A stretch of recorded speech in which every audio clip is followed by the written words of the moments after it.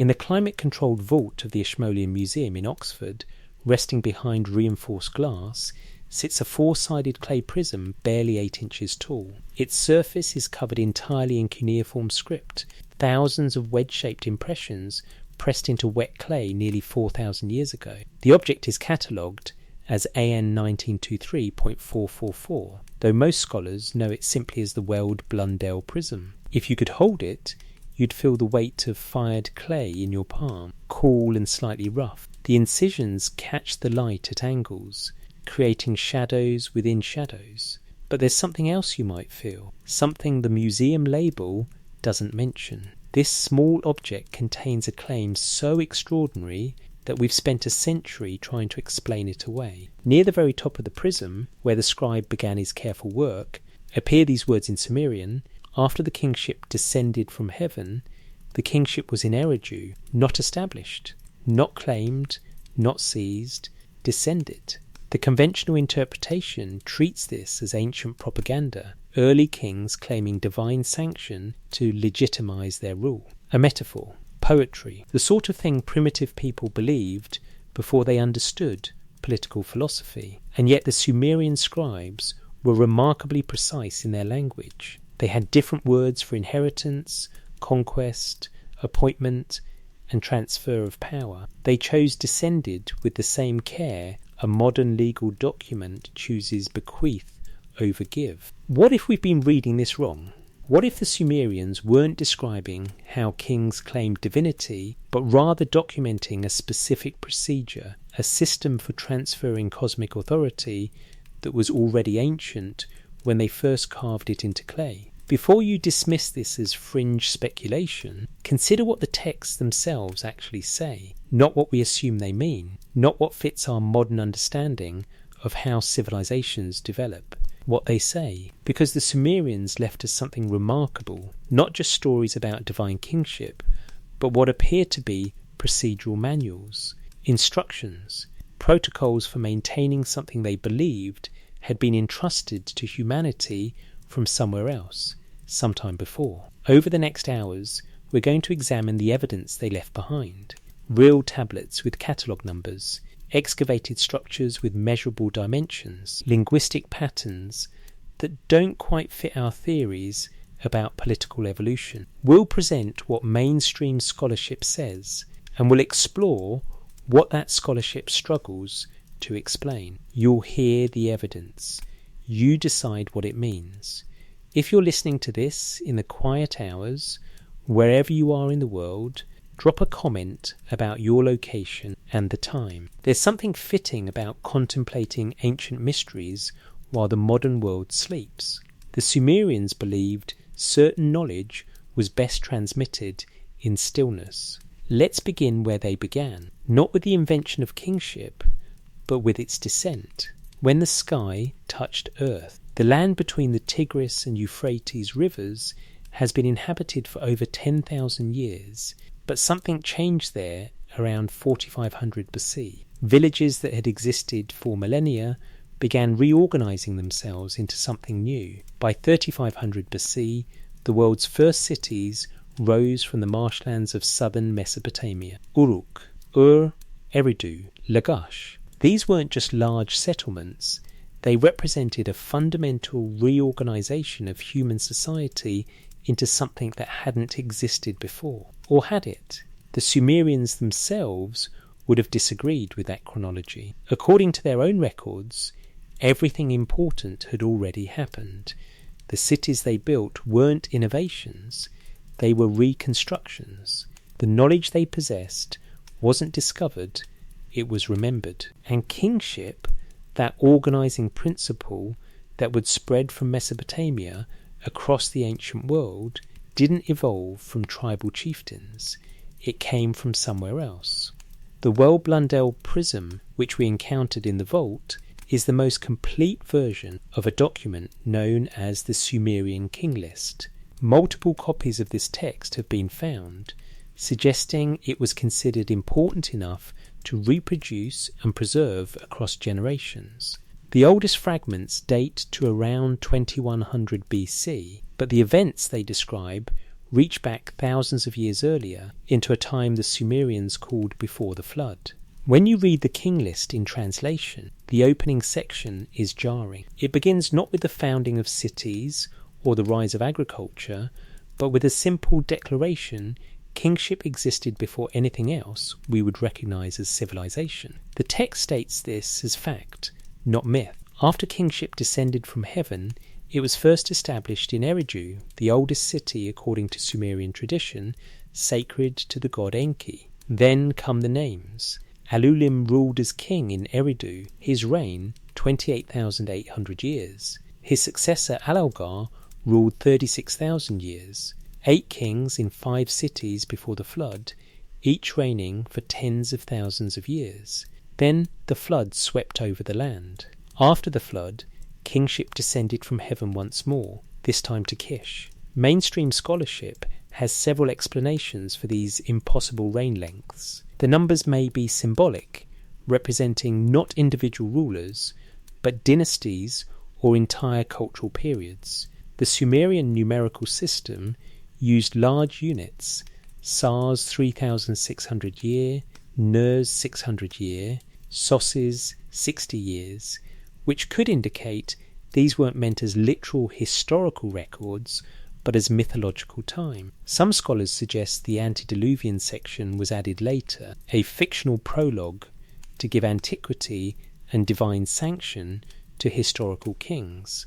All of these interpretations are reasonable. They allow us to extract useful historical information from the post-flood kings whose reigns become more plausible, hundreds of years rather than tens of thousands. The text becomes a framework for Mesopotamian chronology, a king list like those found in other ancient cultures, embellished with mythology. But there's something these interpretations don't quite address. The Sumerians weren't careless with language. Throughout their vast cuneiform literature, administrative records, legal contracts, medical texts, mathematical calculations, they demonstrate remarkable precision. When they meant metaphor, they used poetic forms. When they meant literal counts, they used administrative notation. The king list uses the latter. More puzzling is the concept itself. The Sumerian term is Nam-Lugal, kingship as an essential principle, an office, a cosmic function. Not Lugal great man, the term for an individual king, but Nam-Lugal, the abstract principle of kingship itself. And it descended. The verb is specific, to come down from a higher place to a lower one. The same verb used when gods descend from their temples, when sacred objects are brought down from altar platforms. What if the Sumerians were recording something they believed had actually happened? Not the literal reign of individual kings for impossible spans, but the continuous operation of an institution, an office that had been established before the catastrophe they called the flood, and which was re-established afterward. Consider how the text treats this descent. There's no origin story for kingship itself, no explanation of how or why it was created.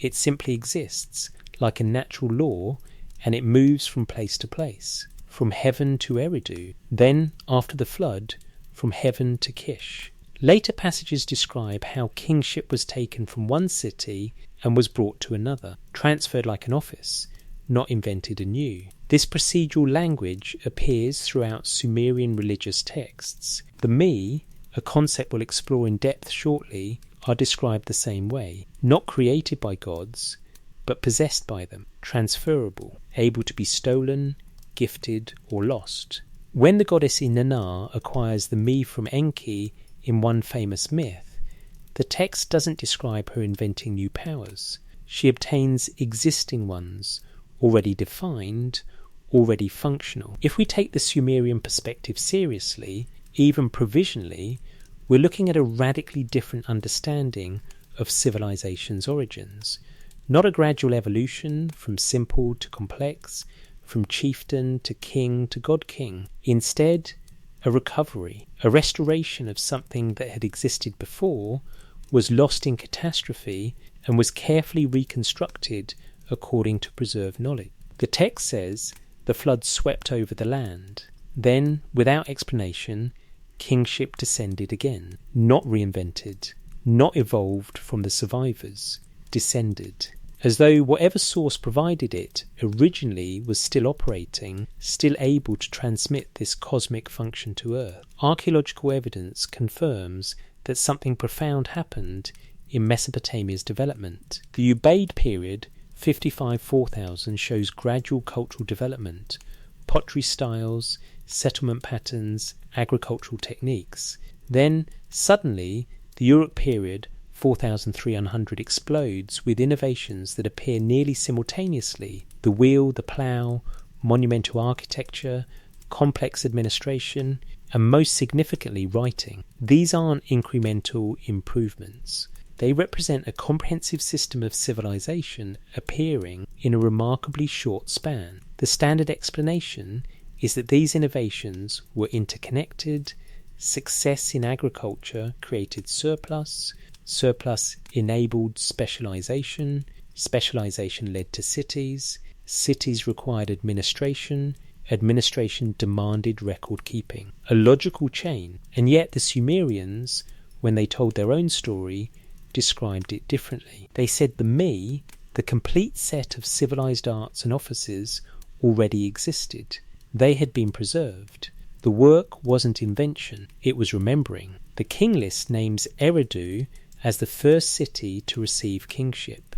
Archaeological excavations at Eridu, conducted in the 1940s and 1950s, revealed something extraordinary. The site contains the remains of 18 successive temples, built one atop another over thousands of years.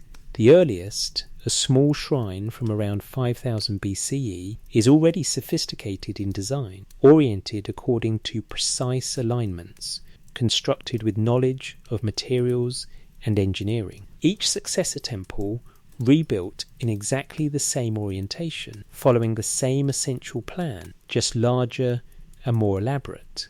This isn't trial and error. This is the execution of a template, repeated with increasing skill across millennia. As though the builders weren't figuring out how to construct sacred space, they were perfecting the realization of a pattern they already possessed. The temple at Eridu was dedicated to Enki, god of wisdom, fresh water and crafts, but the texts give him another title that's rarely emphasized: keeper of the me, not creator, keeper, guardian of something already in existence. When kingship descended to Eridu, according to the king list, it descended to Enki's city, the city of the keeper of cosmic knowledge. The text doesn't explain why kingship descended. It doesn't describe the mechanism, it simply records that it did, and that certain cities in a certain order became its vessels, as though documenting an observed phenomenon rather than explaining a belief system. After the flood, the text continues with post-Diluvian kings.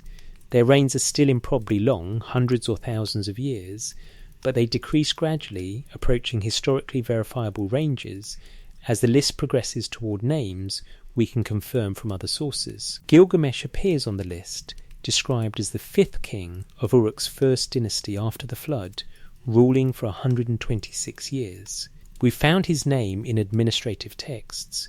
He was a real king ruling around 2700 BCE. The pattern suggests the earlier portions aren't pure fiction, but perhaps a different kind of record. What if those impossible reign lengths represent something other than individual human lifespans? What if they measure the duration that the office of kingship resided in a particular location, institutional continuity rather than biological longevity? This interpretation would explain the decreasing timescales.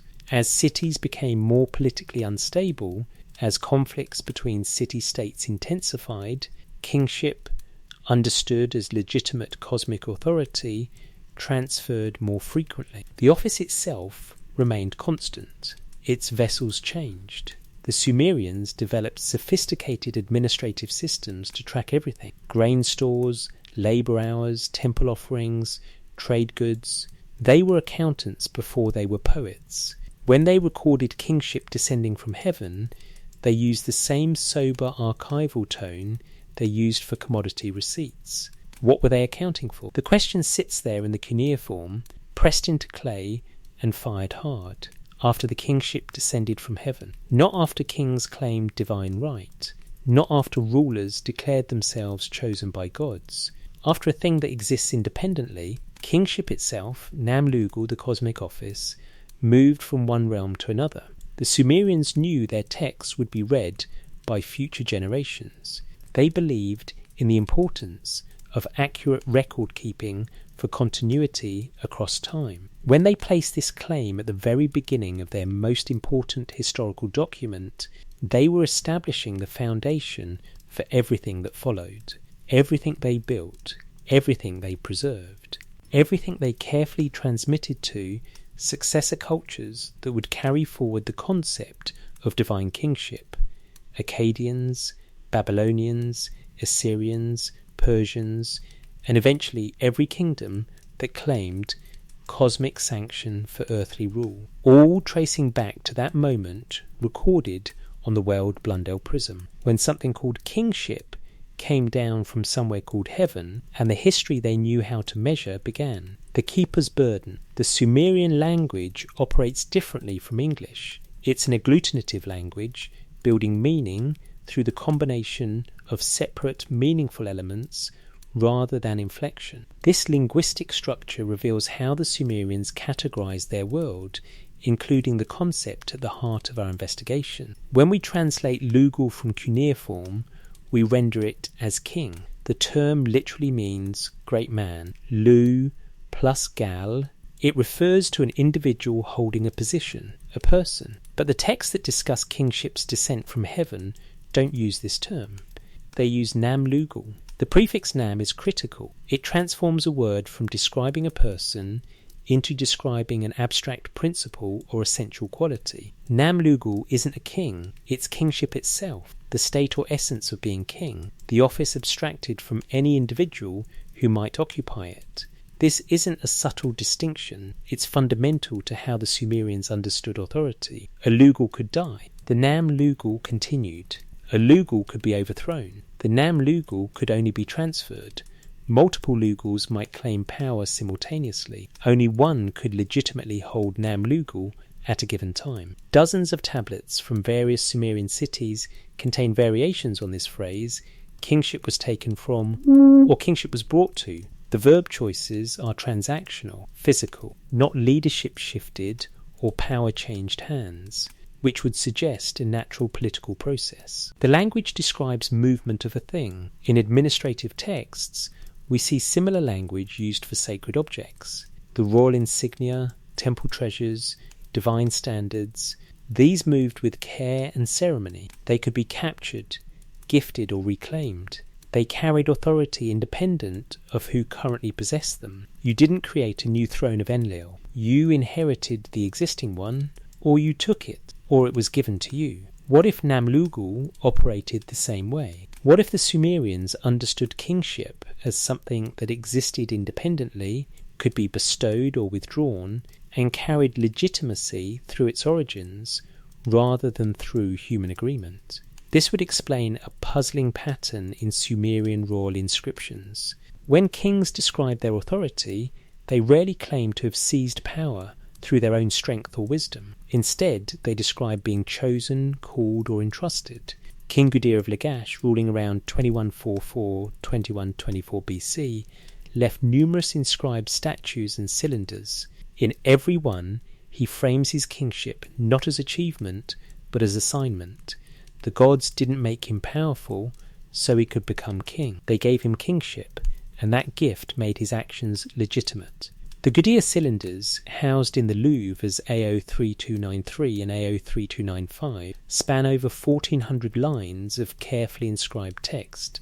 They describe in extraordinary detail how Gudea came to build the Temple of Ningirsu. The narrative begins with divine instruction through dreams.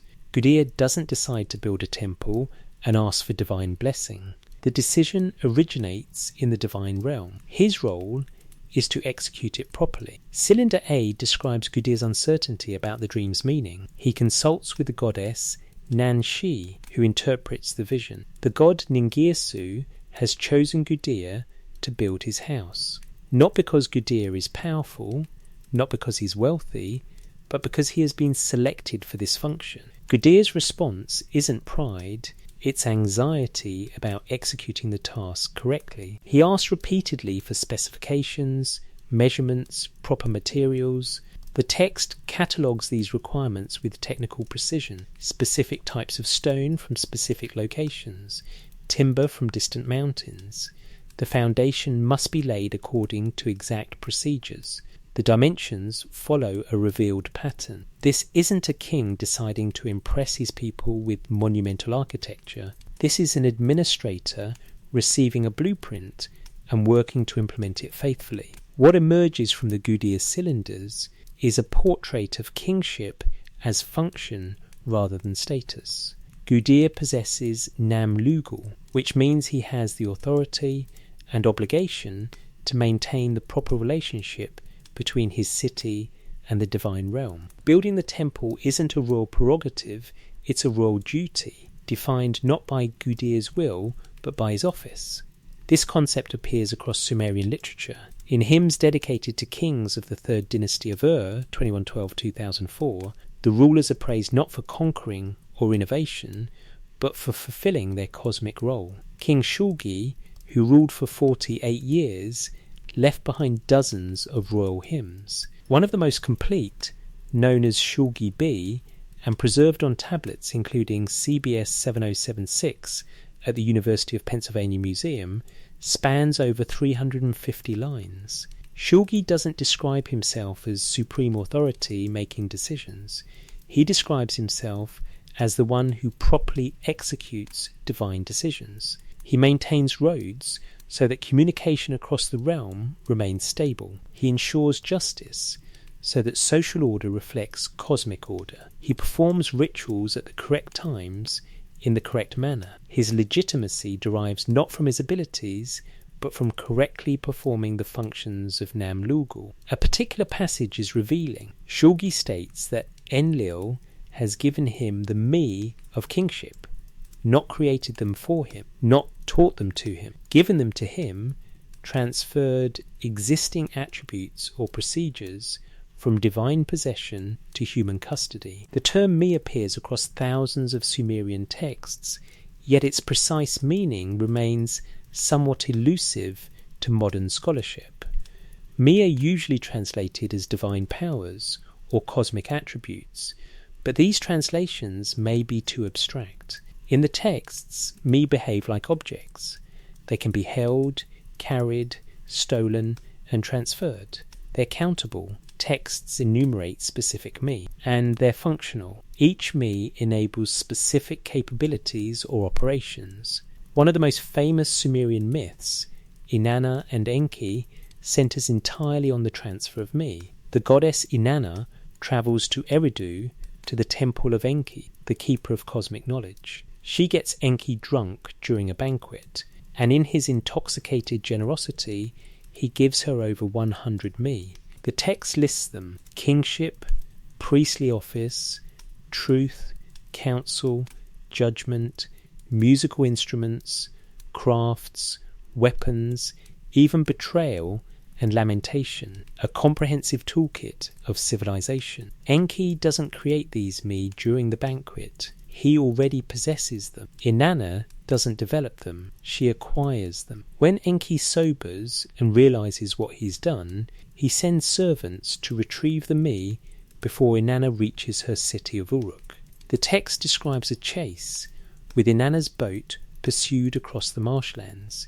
She successfully evades capture and brings the me to Uruk, where they're integrated into the city's sacred complex. The mainstream interpretation treats this as an etiological myth, a story explaining why Uruk had certain religious practices or prestige. Inanna represents Uruk, Enki represents Eridu, and the myth encodes a historical shift in political or cultural dominance.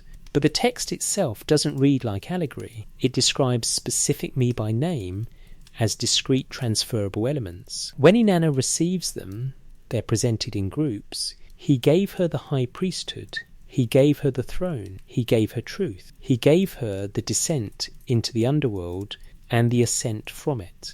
Each me is named, transferred, and secured in Inanna's boat for transport. What if the Sumerians meant this more literally than we assume? Not that physical objects changed hands, But that knowledge, procedural knowledge of how to perform certain functions, was transmitted in a formal ritualized manner. The me as a kind of cosmic curriculum, components of which could be transferred between authorized custodians. Nam-Lugal appears in the list of me given by Enki to Inanna. Kingship is one of the me. It exists in the same category as priesthood, judgment, music, and metalworking, a functional capability that enables certain operations when correctly implemented. This framing would make the Sumerian king list's opening statement less mystical and more procedural. After the kingship descended from heaven, after the procedural knowledge and authority to implement human divine governance was transmitted from its source to earthly custodians, first to Eridu, city of Enki, the keeper of me, then, after disruption through flood, transmitted again to Kish. The burden of the keeper, then, isn't power, it's responsibility. Nam-Lugal doesn't make you supreme, it makes you accountable. You become the point of contact between cosmic order and earthly implementation. You must maintain the procedures correctly. You must preserve the knowledge for transmission to your successor. You must build the temples according to specification. You must perform the rituals at the correct times. You must ensure justice reflects divine law. Fall at these duties, and Nam-Lugal moves elsewhere. The Sumerian king list records this repeatedly. Kingship resides in a city for generations, then it's taken and brought to another. Not through military conquest. The text distinguishes between defeating a city and acquiring kingship. You could destroy a rival's armies and still not possess Nam-Lugal. The cosmic office transferred according to its own logic, beyond human manipulation. Unless perhaps you knew the procedures, unless you understood what the me of kingship required, unless you could demonstrate to the divine realm that you were a legitimate keeper. The text suggests the Sumerians believed they possessed this knowledge. Not complete knowledge.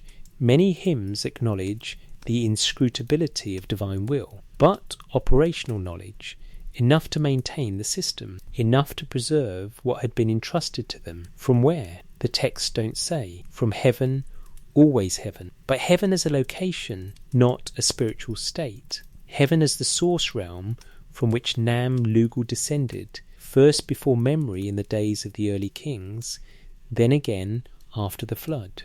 The keeper's burden is remembering, executing, transmitting, and the Sumerians kept records of everything, copying and recopying their most important texts across centuries, ensuring that future keepers would have access to what earlier keepers had known. What they kept returning to, in text after text, was the original descent, the establishment of the template. When kingship first came to earth, and the office began that would pass from city to city, king to king, but would always remain fundamentally the same, a cosmic function temporarily held by human vessels, legitimate only when correctly aligned with its source. The blueprint of power. The catalogue of me given by Enki to Inanna spans over 100 discrete elements. Scholars have compiled and compared lists from multiple versions of the Inanna and Enki text,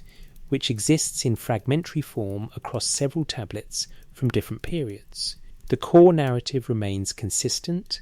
These divine powers exist as a defined set, they're in Enki's custody, and they're transferable. Reading the list is disorienting. Some me are what we'd expect from divine attributes: lordship, divinity, the crown, the throne, priesthood. Others are practical arts, metalworking, leather crafts, weaving, woodworking.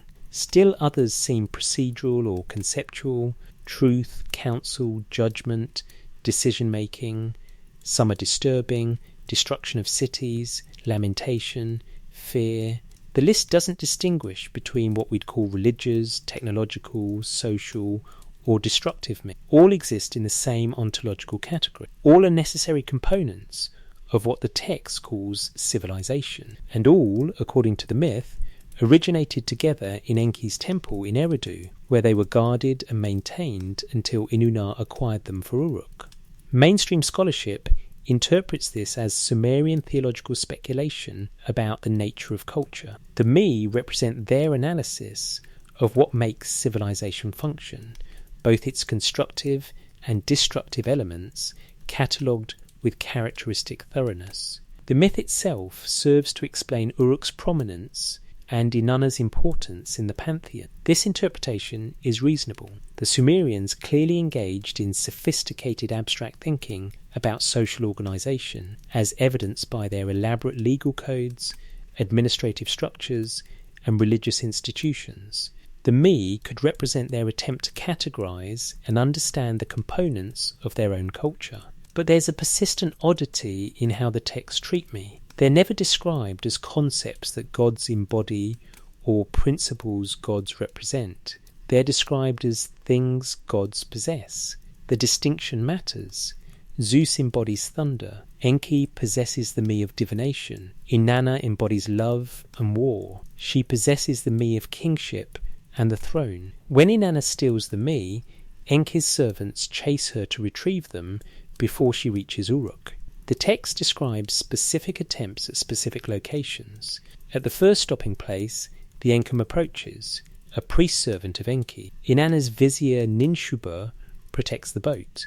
At the second stopping place, they approach again. 6 times the servants try to reclaim the me before Inanna successfully reaches Uruk. If the me were simply aspects of the god's nature, this chase would be nonsensical. But if the me were knowledge, procedural instructions, operational protocols, the actual working details of how to perform the functions named, then the chase becomes logical. Enki has given away his copy of the manual. Once Inanna reaches her city and implements them there, the knowledge will be distributed. It can't be taken back. There's a curious parallel here with how ancient cultures across the world treated sacred and technical knowledge, initiatory mysteries, craft secrets, ritual procedures.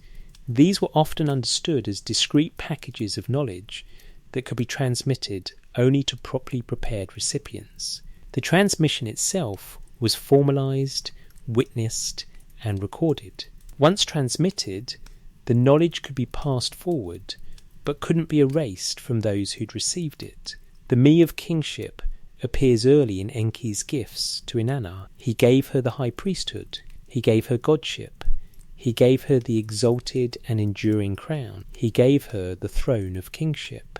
These aren't described as Inanna gaining attributes she didn't have. She's already a major goddess. She's acquiring procedures and authorities that expand her operational domain. What would the me of kingship contain? If we take the procedural interpretation seriously, it would be the operational knowledge needed to properly establish and maintain the kingship office. How to select or recognise a legitimate king. How to perform the investiture ceremony. What rituals maintain the connection between the earthly king and the divine realm. What responsibilities the king must fulfill. What signs indicate the me has been withdrawn. The Code of Unamu from around 2100 BC provides a possible glimpse of this procedural knowledge in action. The stellar fragments that remain show King Unamu receiving the law from the sun god Shamash. The image is formal, ritualized.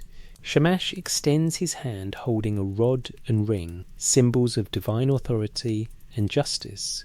Unamu receives them. The accompanying text makes clear that Unamu isn't inventing these laws. He's not even claiming to have thought of them and received divine approval. He's recording laws that have been given to him. The prologue describes how Unamu was chosen by the gods to restore order after a period of corruption and injustice. His role is restorative, not innovative. The laws themselves are remarkably sophisticated, emphasizing monetary compensation rather than physical retribution. They presume a complex economy, standardized currency, courts that can evaluate claims, and social structures that can enforce judgments.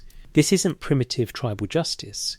This is a fully developed legal system that assumes considerable prior infrastructure. But Unamu's inscriptions don't describe developing this system. They describe implementing it. The system, the procedural knowledge of how justice should function, already exists. Unamu receives the authority to execute it. This pattern repeats throughout Sumerian royal inscriptions. Kings describe receiving me, being given the throne, being chosen to implement divine order. Remarkably few describe seizing power or achieving supremacy through their own strength. Even kings who clearly came to power through military force frame their legitimacy in terms of divine selection rather than successful conquest. Why would conquerors consistently describe themselves as recipients rather than achievers? The standard explanation is that this language provided a veneer of religious legitimacy for political power. Claiming divine selection is better propaganda than admitting you killed your way to the throne. Yet the consistency of this framing across centuries and across rival cities suggests it's more than propaganda. The Sumerians genuinely seemed to believe that legitimate kingship required more than military victory or popular support. It required possession of Namlugal, the me of kingship, the actual operational authority transmitted from the divine realm. A king without these me might rule by force, but he wouldn't have kingship. He'd be Lugal without Namlugal, a powerful man without the cosmic office. His decrees wouldn't align with divine order. His reign would be illegitimate, temporary, vulnerable to the gods, transferring true kingship elsewhere. This belief created practical consequences. Cities didn't always submit to the strongest military force. They submitted to whoever could demonstrate possession of legitimate kingship. This demonstration required ritual performance, ceremonies that showed the king had received the me, could perform the required functions, and maintained the proper relationship with the divine realm. The sacred marriage rite, performed annually in many Sumerian cities, may have functioned as one such demonstration. The king, representing the shepherd god Dumuzid, ritually married the goddess Inanna, represented by the high priestess. The ceremony took place in the temple during the New Year festival. Its successful performance demonstrated that the king still maintained divine favour, that the me of kingship remained in his possession. A text from the reign of King Shu-Sin of Ur, dating to around 2037-2029 BC, describes this ritual from the goddess's perspective. Preserved on a tablet known as Istanbul 2461, now displayed at the Museum of the Ancient Orient in Istanbul, the text is often called the love song for Shu-Sin, or simply the world's oldest love poem. But the poetry serves a specific purpose. The goddess declares her love for the king, chooses him as her bridegroom, and promises to intercede with her father Enlil on his behalf. This isn't just romantic expression, it's a statement of continued legitimacy. The goddess has chosen this king. She renews that choice annually through the ritual. Her intercession with Enlil means the chief of the gods will continue to support this king's possession of Namlugal. If the king failed to properly perform the ritual, if the goddess didn't choose him, if the signs indicated divine favour had been withdrawn, his legitimacy would collapse.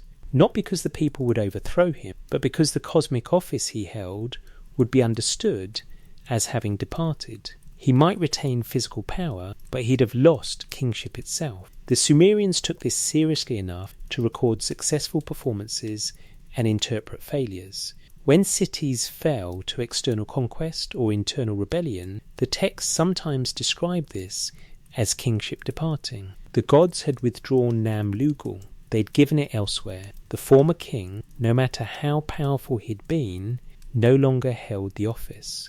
Consider the implications if the Sumerians were right. Not right in the religious sense we'd assume, that literal gods in a literal heaven were making these decisions, but right in perceiving that legitimacy requires something beyond force or consent. That authority can't be seized, only received. That governance works only when it's aligned with something beyond human will. Modern political philosophy struggles with legitimacy. By what right does anyone govern another? By force? By agreement? By utility?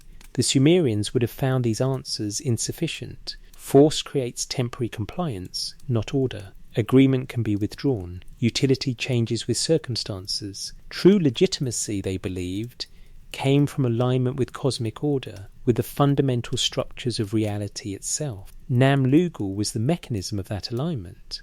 The me of kingship was the transmitted knowledge of how to maintain it.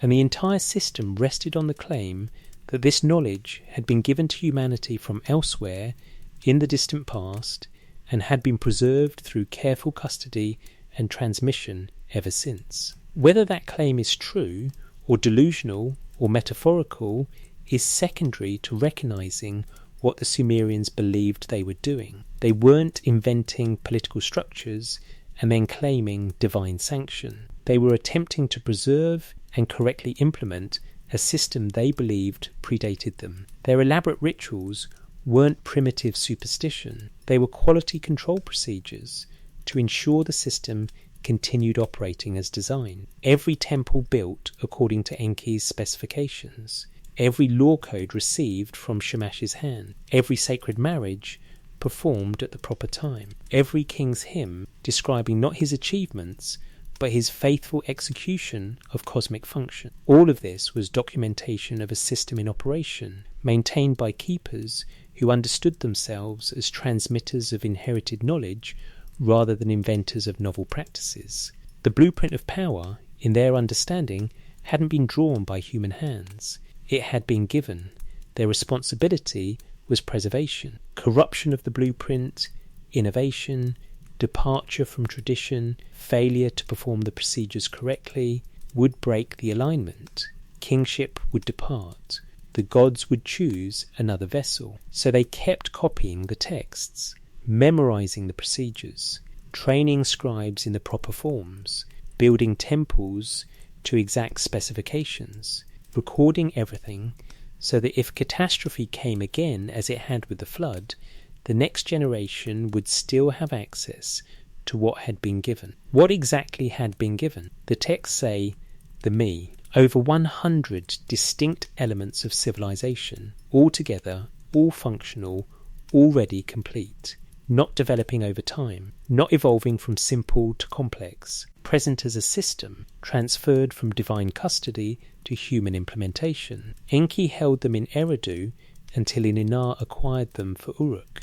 But the texts hint that Enki didn't create them either. He was their keeper, their guardian. And if Enki was only a keeper, not a creator, then the question presses deeper. Where did the me originate? When? And why were humans given access to them? The texts preserve the question more carefully than they offer answers. Before the waters rose. The Weld Blundell Prism dedicates its opening section to 8 kings who ruled before the flood.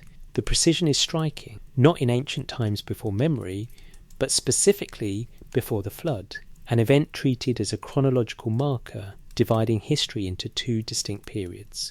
The 8 antediluvian kings ruled from 5 cities, Eridu, Bad-Tibira, Larak, Sippar, and Shuruppak.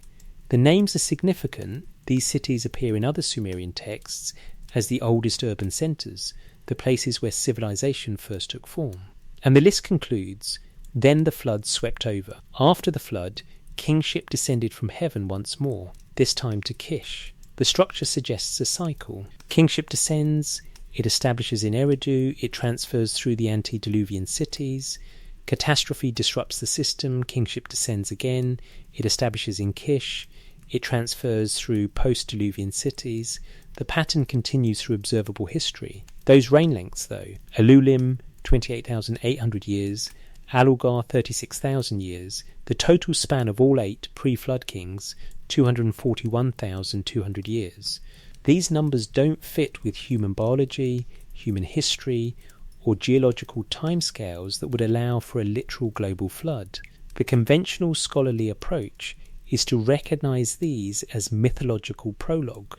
Many cultures have creation myths that include primordial times when things worked differently, when gods walked among humans, when lifespans were extended, when magic was real. The antediluvian section of the king list fits this pattern. It's not meant as literal history, it's explaining cosmic origins, giving mythological depth to the king list that follows. And yet, the Sumerians themselves seemed confused about the distinction between mythological and historical time. Their astronomical texts demonstrate sophisticated mathematical understanding. Their administrative records show meticulous accuracy. Their legal documents make careful distinctions between testimony, evidence, and proof. These aren't people who casually conflated fact and fantasy. When they recorded the antediluvian kings with impossible reign lengths, they used the same formal structure, the same linguistic patterns, and the same administrative tone they used for historical kings whose reigns we can verify. They didn't mark a transition from mythological prologue to historical record. The document flows continuously from Alulim to Gilgamesh to kings whose inscriptions we've excavated from their palaces. Several scholars have proposed that the reign lengths might encode something other than individual human lifespans.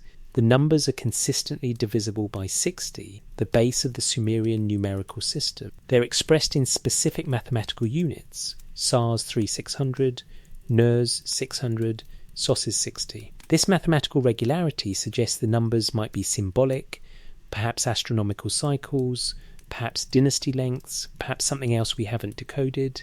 Another interpretation, proposed by historian Thorkild Jacobson and developed by others, suggests that the antediluvian kings might represent not individuals but institutions. What if Alulim ruled 28,800 years means the kingship office, as instituted by the one remembered as Alulim, continued to function for 28,800 years? This would make the king list a record of institutional continuity rather than biological longevity. Under this reading, the text documents how long the office of kingship, Nam Lugal, remained in continuous operation in each location before transferring elsewhere. Eridu held kingship for 2 administrative periods, Ilulim and Alnar. Batibira held it for 3 periods. The system operated for a total of 241,200 years until disrupted by flood. This interpretation would explain why the reign lengths decrease in post-diluvian periods. After the flood, political instability increased. Cities rose and fell more rapidly, wars became more frequent, kingship transferred more often because the conditions for sustained institutional continuity had deteriorated. The pattern in the king list supports this. Pre-flood, 8 rulers over 241,200 years. Immediately post-flood dynasty, 23 rulers over 24,510 years. Second dynasty of Uruk, 12 rulers over 2,310 years. By the time we reach historically verifiable kings like Gilgamesh, reigns are measured in decades, not centuries. The trend is consistent. As we move closer to the present, the numbers become more plausible until they align with what human lifespans could support. What if this pattern reflects actual memory of institutional degradation over time? Not that individual humans lived for thousands of years, but that political systems became progressively more unstable, causing the office of kingship to transfer more frequently. There's a parallel concept in Chinese historiography. The mandate of heaven could be held by a dynasty for centuries, passing from emperor to emperor within the same family line. The mandate itself didn't change. The dynasty maintained it through proper governance.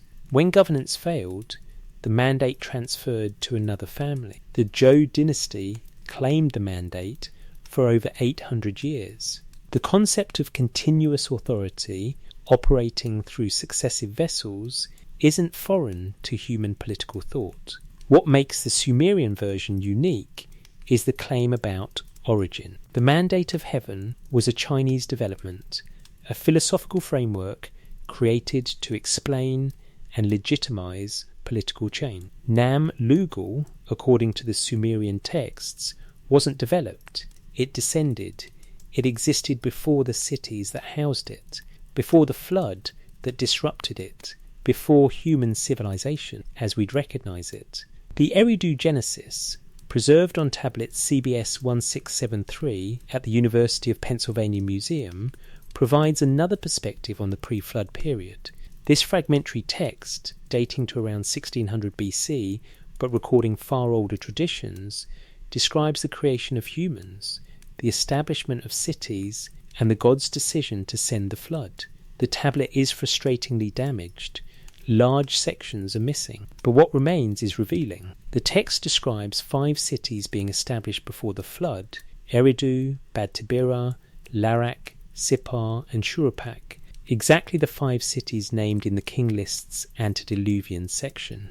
These cities weren't mentioned as examples or selections from a larger group. They're presented as the 5 cities, the complete set. Each city is assigned to a specific god: Eridu to Enki, god of wisdom; Bad Tibira to Dumuzi, shepherd god; Larak to the sun god; Sippar to Shamash; Shuruppak to the birth goddess. The assignments aren't random. Each god's attributes align with what's known about these cities' later religious centres. Then the text describes why the flood came. Humanity had become too numerous, too noisy, the gods couldn't sleep. Enlil, chief of the gods, decides to destroy humanity with flood. But Enki, the keeper of wisdom, opposes the plan. He warns a king named Zusudra, giving him instructions to build a boat and preserve life through the catastrophe. After the flood, kingship is re-established. The system continues. Mainstream interpretation treats this as a variant of the widespread Near Eastern flood mythology, most famously preserved in the Babylonian epic of Gilgamesh. The flood narrative appears across multiple cultures in this region, suggesting either a shared mythological tradition or possibly distant cultural memory of significant local flooding in Mesopotamian prehistory. Archaeological evidence does indicate major flooding in southern Mesopotamia around 2900 BC, with flood deposits found at several sites, including Shuruppak, the last antediluvian city in the king list. This flooding wasn't global, but it could have been regionally catastrophic, disrupting settlements and requiring significant recovery. If we entertain the institutional interpretation, the flood represents a break in continuity. The antediluvian system, whatever it was, however it functioned, was disrupted by catastrophe. The knowledge was preserved, Enki warns Ziusudra, who survives, but the system had to be re-established. Kingship descended again, now to Kish, and the long process of rebuilding civilization began. This would make the antediluvian section not mythology but compressed history, not recording that 8 individual humans each lived tens of thousands of years, but that an institutional system operated continuously through 8 distinct administrative periods spanning possibly thousands of years until catastrophic flooding disrupted it around 2900 BC. The numbers would still be difficult to reconcile with archaeology. There's no evidence of Mesopotamian cities existing 241,200 years ago.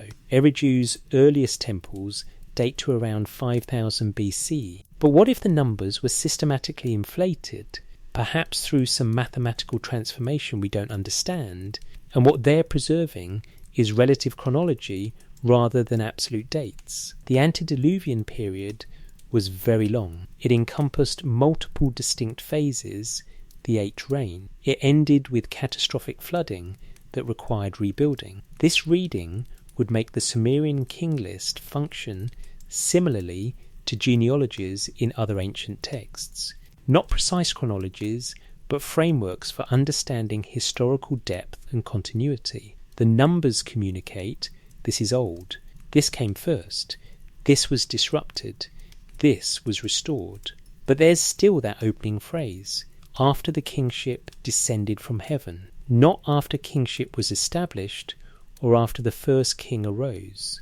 Descended from heaven, a specific claim about origin that the text treats as the foundational event of civilized history. The antediluvian kings aren't described as creating kingship or developing it.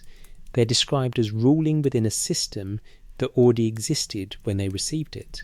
Elulim, the first name, means stag, possibly a title or epithet rather than a personal name. The text doesn't say he invented kingship or founded the office. It says kingship descended to Eridu and Elulim was king there. What if the impossibly long reign lengths are encoding something else entirely? Not time, not dynasty length, but something the Sumerians considered important enough to preserve numerically: astronomical cycles, construction projects, population figures. We've lost the key to the code, but that doesn't mean the code is meaningless. The ancient Sumerians were aware they were recording information for distant future audiences. They built tablets to last, fired them hard, stored them in temple archives. They copied important texts across generations. When they placed these numbers at the beginning of their most significant historical document, they intended those numbers to be preserved. What if the true message isn't in the literal meaning of 2800 years, but in the pattern? 8 kings, 5 cities, continuous operation, then disruption, then restoration, then continuation through progressively shorter periods as the system becomes less stable. The pattern says, this is old, this was continuous, this was interrupted, this was recovered, and it continues through us to you. And embedded in that pattern, like a signature, kingship descended from heaven, not once, but twice, before and after the flood. Whatever established this system was still operative after catastrophe, still able to transmit Namlugal to Earth, still the source from which legitimate authority must derive. The keepers before the flood maintained the system for what the numbers say was a very long time. The catastrophe came. The keepers after the flood rebuilt it, using whatever knowledge had been preserved. And that work of preservation and rebuilding continued through every king named in the list, through the scribes who copied it, through the prism itself, fired and buried and excavated, and housed now in climate-controlled glass, still preserving the claim, still waiting for someone to understand not just what it says, but what it means. The architecture of connection. In the flat alluvial plains of southern Mesopotamia, there are no mountains, no natural high places, no stone outcrops where earth rises towards sky. And yet the Sumerians were obsessed with height, with elevation, with creating artificial mountains in one of the flattest landscapes on earth. The ziggurat at Ur stands even now, partially reconstructed, its massive stepped form rising from the desert. King Unamu built it around 2100 BC, dedicating it to Nana, the moon god. What remains today is impressive. The base platform alone measures roughly 62 by 43 metres, and the original structure rose in 3 tiers to approximately 30 metres high. But the reconstruction is incomplete. We're looking at the skeleton of something more complex. The ziggurat's core was solid mud brick, millions of sun-dried bricks, each one made by hand, each one carried into place. The exterior was sheathed in fired brick, much more durable, laid with bitumen mortar. The fired brick facing was over 2 metres thick. This wasn't decorative. It was engineering, protection against rain, against the elements, designed to preserve the structure for ages. 3 massive staircases led to the first tier, 2 flanking staircases along the sides, and 1 central staircase perpendicular to the facade. These weren't continuous ramps. They were true staircases, hundreds of steps, each precisely sized, angled at exactly 45 degrees. The effort required to build this rivals anything attempted in Mesopotamian architecture. At the summit sat a temple, the place where heaven and earth were understood to meet. The temple itself is gone, destroyed in antiquity, but foundation texts and dedicatory inscriptions describe it. This was the dwelling place of Nana, where the god descended to receive worship, where offerings were presented, where the boundary between divine and human realms became permeable. The standard interpretation of ziggurats treats them as symbolic cosmic mountains. Ancient Mesopotamian cosmology conceived of the gods dwelling on cosmic mountains at the centre of the universe. Cities couldn't be built on actual mountains in the Sumerian heartland, so they created artificial ones. The ziggurat represents human aspiration to reach the divine, while simultaneously providing a high place for gods to descend to earth. Its symbolic architecture, impressive certainly, but fundamentally expressing religious ideas through monumental form. This interpretation is well supported. Texts from throughout Mesopotamian history describe temples as cosmic mountains. The names given to ziggurats reference this concept: House of the Mountain, Mountain of the Storm, Bond of Heaven and Earth. The symbolism is clear and consistent. But symbolism and function aren't mutually exclusive. What if the ziggurats were designed to be symbolically powerful precisely because they were functionally important? What if the architecture wasn't representing a cosmic truth, but implementing one? Consider the precision of ziggurat construction. The orientation of the ziggurat's corners aligns almost exactly with the cardinal directions: northeast, southeast, southwest, northwest. The deviation is minimal, less than 1 degree. This alignment appears in every major ziggurat excavated from the Sumerian period. The builders had no magnetic compasses. They aligned these structures using astronomical observation, achieving remarkable accuracy. The dimensions follow mathematical proportions. The ratio of length to width, the relationship between tier heights, the angles of the staircases, these aren't arbitrary. They follow consistent patterns across different ziggurats in different cities built by different kings, as though the builders were working from a template, a set of specifications that defined proper proportions. The Gudea cylinders, which we encountered earlier, describe this explicitly. When Gudea receives divine instruction to build the temple of Ningirsu, the god provides specific measurements. The temple platform must be so many cubits in length and width. The walls must be so many cubits thick. Specific rooms must be positioned in specific locations. The text reads like an architectural blueprint, not poetic vision. Gudea's anxiety about getting these specifications correct pervades the narrative. He consults divination to ensure he understands properly. He requests confirmation from the goddess Nanshi. He travels to acquire the exact materials specified, specific types of stone from mountains far away, timber from distant forests. The successful completion of the temple depends on executing the divine pattern accurately. What was the pattern for? If temples were simply places of worship, the precise dimensions wouldn't matter. Human architecture varies by culture, available materials, aesthetic preferences, and practical constraints. But the Sumerian temple architecture shows remarkable consistency across time and space. The later Babylonians and Assyrians continued building ziggurats according to similar proportions. The basic template persists for over 2,000 years. One explanation is tradition. Once established, architectural forms become canonical, repeated because they're recognized as proper.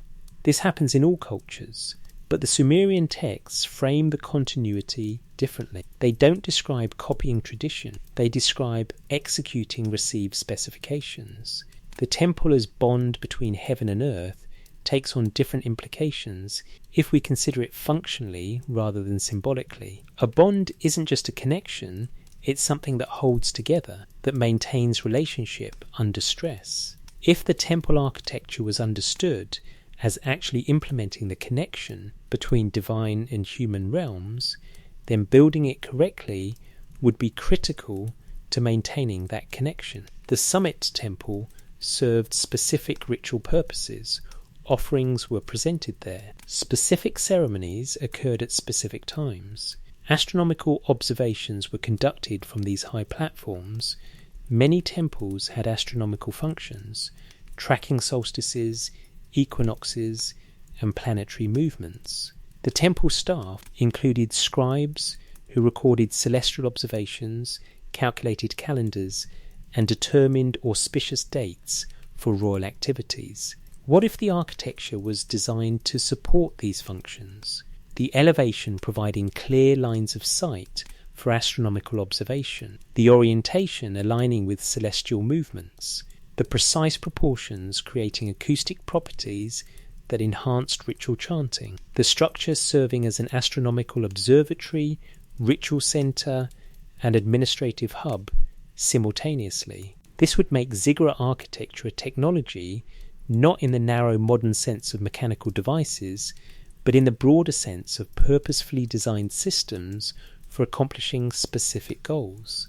The goal, in this case, being to maintain proper relationship between city and cosmos, between human governance and divine order. Namlugal, the office of kingship, required connection to its source. The king wasn't autonomous.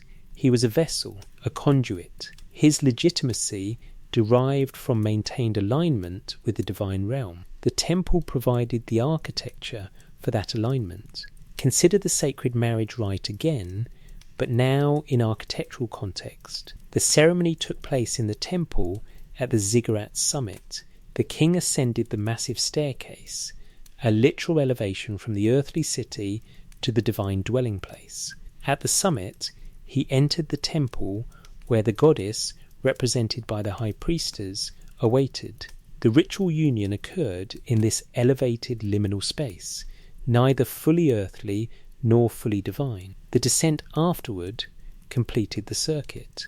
The king returned to the city below, carrying renewed divine sanction. He ascended as man. He descended as divinely authorized ruler. The architecture created the pathway for this transformation. Every ziggurat had drains, extensive drainage systems, carefully engineered into the structure. The standard explanation is practical, preventing water damage from rain, but the drains were often more elaborate than strictly necessary for water management.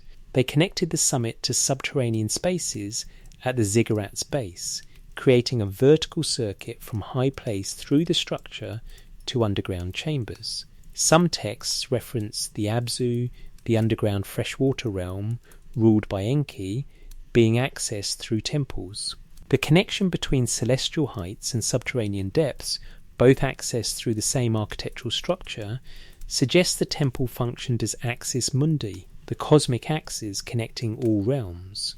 If we take the architectural precision seriously, if we accept that the Sumerians believed they were implementing received specifications rather than expressing religious sentiment through impressive buildings, then the ziggurat becomes something more than monument. It becomes infrastructure. Infrastructure for what? For the system of divine kingship to operate, for the connection between heavenly authority and earthly governance to remain stable, for the observational and ritual practices that demonstrated continued alignment with cosmic order, for the preservation and transmission of the me, including Nam Lugal. This interpretation would explain why ziggurats required such enormous investment of resources. Ur-Nammu's ziggurat consumed millions of bricks. The labour force must have been substantial, working for years. The economic cost was massive. For a purely symbolic structure, even one central to religious life, the investment seems disproportionate. But if the ziggurat was understood as critical infrastructure, as necessary for maintaining the system that legitimized all governance, all social order, all continuity with the antediluvian past, then no investment would be too great. Failing to build it properly, or allowing it to fall into disrepair, would jeopardize the entire cosmic relationship on which civilization depended. The Sumerians didn't build ziggurats once and maintain them, they rebuilt them. The temple at Eridu shows 18 construction phases, each building atop the ruins of the previous one. Each reconstruction followed the same orientation, the same essential plan. Over thousands of years, the template was executed again and again. This isn't the behaviour of a culture following empty tradition. This is the behaviour of a culture maintaining critical systems. You don't repeatedly reconstruct infrastructure unless you believe it's actually doing something necessary. What the ziggurats were doing, according to the texts, was connecting, creating the bond between heaven and earth, providing the architecture through which kingship could descend, could be maintained, could be transmitted. The architecture of connection, built according to received pattern, oriented to the heavens, elevated above the earthly plane, precisely proportioned, maintained across generations at enormous cost. Because if the connection broke, if the alignment failed, if the architecture didn't properly implement the template, then the system would stop functioning, kingship wouldn't descend, the me would be lost. The knowledge carefully preserved since before the flood would prove useless, because the structure required for its implementation would have failed, so they built, and rebuilt, and maintained, following the specifications, measuring carefully, using the right materials, performing the rituals at the summit according to precise timing, keeping the connection open, maintaining the pathway, ensuring that what descended from heaven all those centuries ago at Eridu could continue descending, continue operating, continue providing legitimate authority to earthly governance. The architecture stood as proof, not of primitive superstition, but of sophisticated understanding that some things require specific conditions to function properly, that connections must be maintained, that infrastructure, even cosmic infrastructure, demands precision and ongoing investment. The ziggurats remain, even in ruin, testimony to a civilization that believed maintaining connection to something beyond themselves was worth any cost, and that the architecture to sustain that connection had been given to them as surely as the kingship itself, built not to express belief, but to enable function, the dream that built temples. Gudea was not a great military conqueror. He left no records of expansive campaigns or subjugated enemies. His inscriptions don't boast of tribute collected or rivals defeated. Instead, across dozens of statues and 2 massive clay cylinders, Gudea documented in extraordinary detail how he built a temple. The Gudea cylinders, preserved in the Louvre as AO3293 and AO3295, contain over 400 lines of Sumerian text inscribed in neat columns. The language is precise, technical, administrative. This isn't poetry, though modern translations sometimes smooth it into poetic form. It's documentation. The narrative begins with Gudea receiving a dream. In the dream, divine figures appear. A man of enormous size fills the space from earth to sky, crowned with the divine crown, accompanied by the An's bird and a lion. A goddess holds a lapis lazuli tablet showing the plan of a temple. A third figure carries a tablet of precious stone and draws the ground plan of a house. Gudea wakes troubled. He doesn't immediately know what the dream means, despite the apparently clear imagery. The uncertainty is significant. If this was simply literary device, the symbolism would be transparent. But Gudea needs interpretation. He travels to the temple of the goddess Nanshi, known for her gift of dream interpretation. Nanshi decodes the vision. The enormous man is Ningirsu, the city god of Lagash, Gudea's city. The lapis lazuli tablet with the temple plan is carried by Nisaba, goddess of writing and architecture. The third figure is Nindub, drawing the foundation plan. The dream is instruction. Ningirsu requires his temple to be built, and Gudea has been chosen as the human agent to accomplish it. What follows isn't the expected response of a divinely chosen king. Gudea doesn't immediately marshal resources and begin construction. He's anxious. He questions whether he understands correctly. He requests additional confirmation through divination, examining livers of sacrificed animals, interpreting omens, consulting oracles. Only after multiple confirmations does he begin preliminary preparations. The text then catalogues these preparations with bureaucratic thoroughness.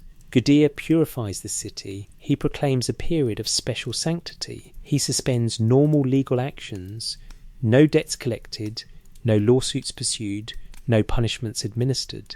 Slaves are given respite. The entire city enters a liminal state, set apart for the divine work to come. Then comes the procurement catalogue.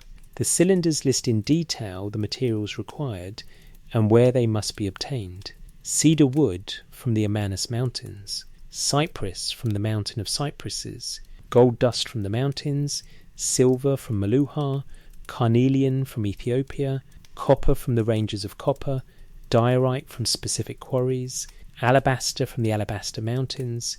These aren't symbolic or poetic descriptions. Archaeological evidence confirms that Lagash during Gudea's reign, around 2144-2124 BCE, did indeed import materials from these distant locations. The trade networks were extensive, reaching from the mountains of modern Lebanon to the Indus Valley, from Ethiopia to Anatolia. The cylinders document a massive procurement operation spanning years.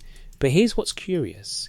The text doesn't describe Gudea deciding what materials to use based on availability or preference. It describes him obtaining the specific materials specified in the divine plan. The lapis lazuli tablet shown by Nisaba apparently contained not just the temple's footprint, but material specifications. Cylinder A dedicates hundreds of lines to describing how Gudea acquires each required material. He sends expeditions to quarries, he establishes trade relationships, he organises transport of massive stone blocks across hundreds of miles. The logistics are staggering, moving multi-ton blocks of stone through marsh and desert without wheeled vehicles, using only sledges, rollers and river barges. The description of the temple's construction when it finally begins provides architectural specifics.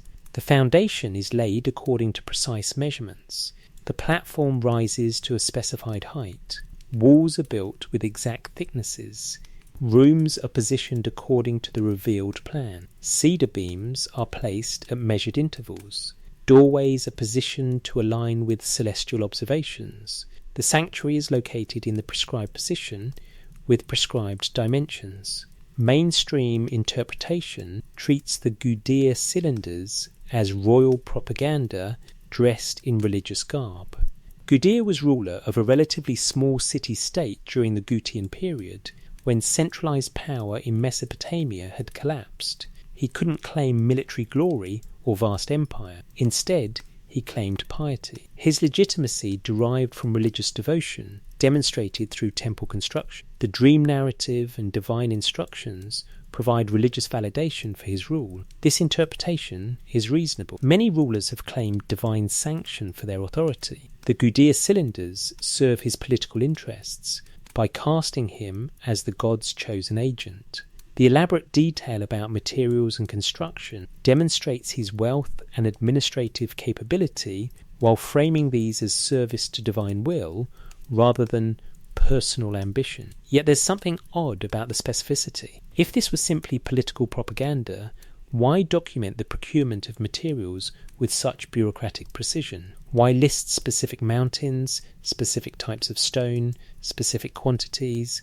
Why anxiously recount the need for repeated confirmation before beginning? The text reads more like a project manual than propaganda. It documents not just that Gudea built a temple, but how he built it.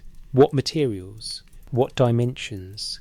What procedures? The level of detail suggests the text serves a documentary purpose, preserving for future readers the complete process of temple construction according to divine specification. Consider the possibility that Gudea genuinely believed he was executing a received pattern, not inventing a temple design and claiming divine approval, but implementing specifications he'd received through recognized channels of divine communication. The dream, the interpretation, the omens, these weren't literary devices.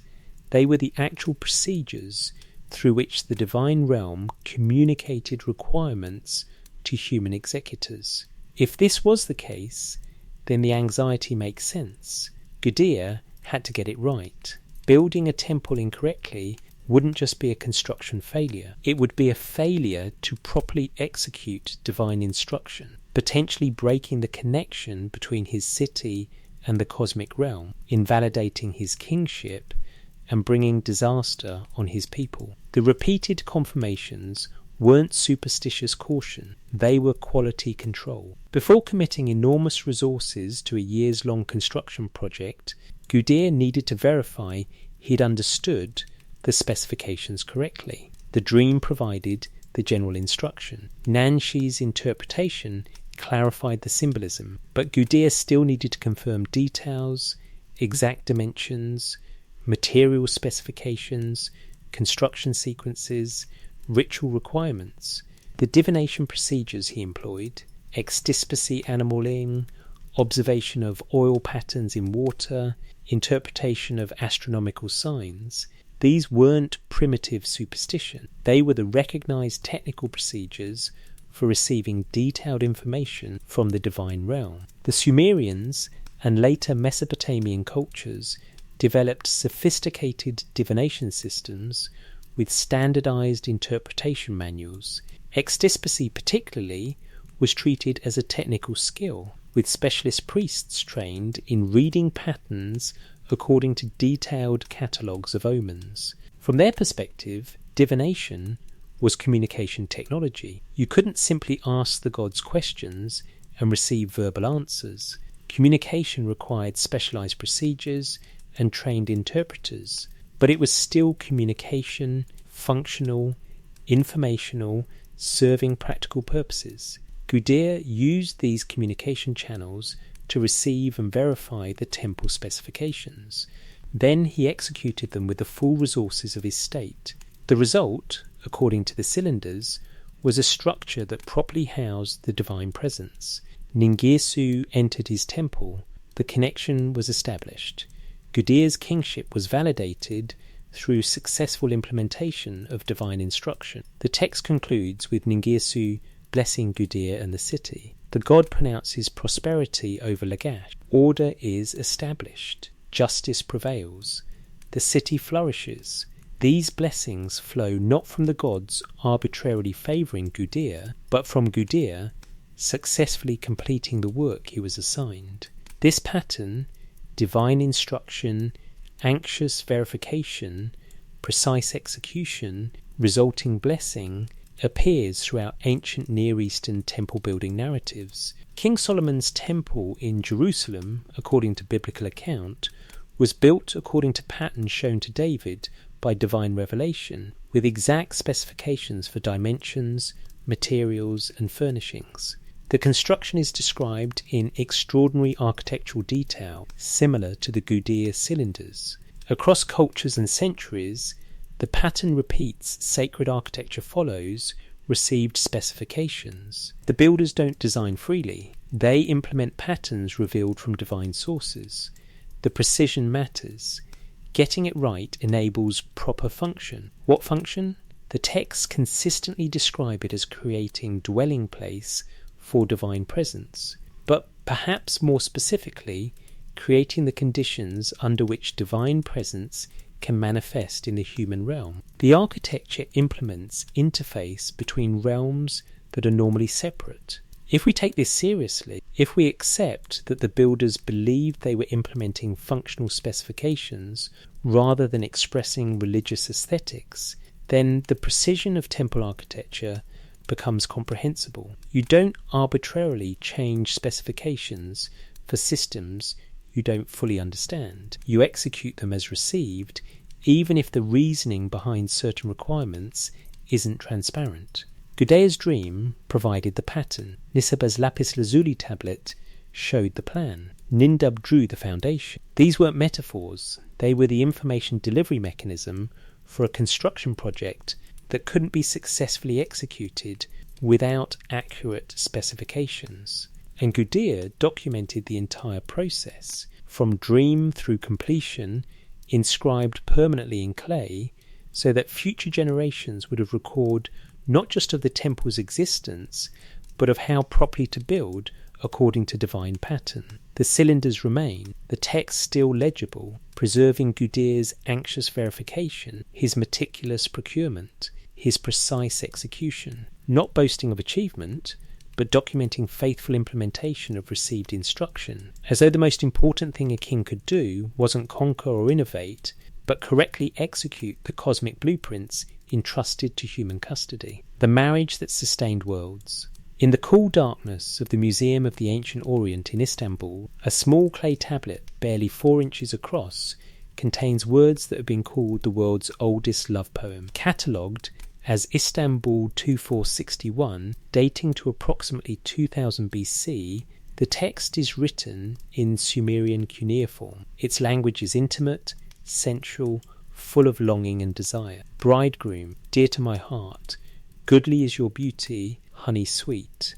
Lion, dear to my heart, goodly is your beauty, honey sweet. The speaker is Inanna, goddess of love, fertility, and war. She addresses Shusin, king of Ur, ruling around 2037-2029 BCE. She declares her love for him, her desire to marry him, her intention to intercede with her father Enlil on his behalf. The poetry continues for 50 lines, alternating between Inanna's voice and narration. Modern readers often encounter this text as curiosity, proof that human romantic expression stretches back millennia unchanged, that the feelings captured in ancient Sumerian aren't alien despite the vast chronological distance.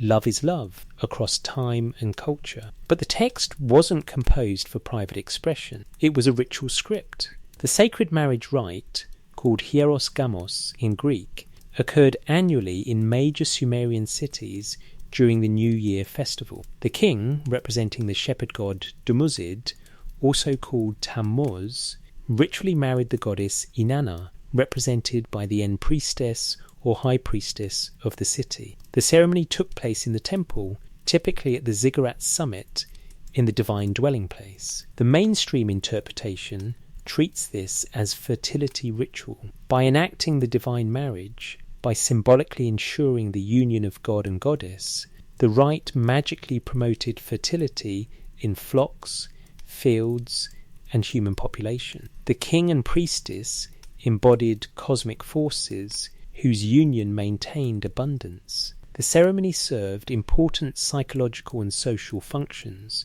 reinforcing the king's legitimacy, involving the community in renewal celebration, marking the turning of the year with sacred drama. This interpretation is well supported by comparative analysis of fertility rituals across cultures. The hieros gamos appears in multiple ancient Near Eastern traditions. The basic pattern, ritual union of male and female representatives enacting divine marriage, seems designed to ensure agricultural and reproductive fertility through sympathetic magic. But let's look more carefully at what the Sumerian texts actually describe.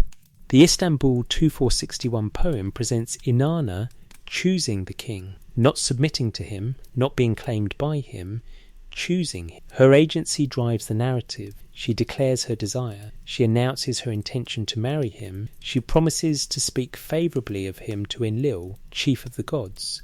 This isn't a human king claiming divine favour. This is the goddess conferring legitimacy on a specific human. The ceremony enacts choice, not conquest, and that choice must be renewed annually. Other texts provide more procedural detail. Preparations for the sacred marriage were extensive. The king underwent purification rituals.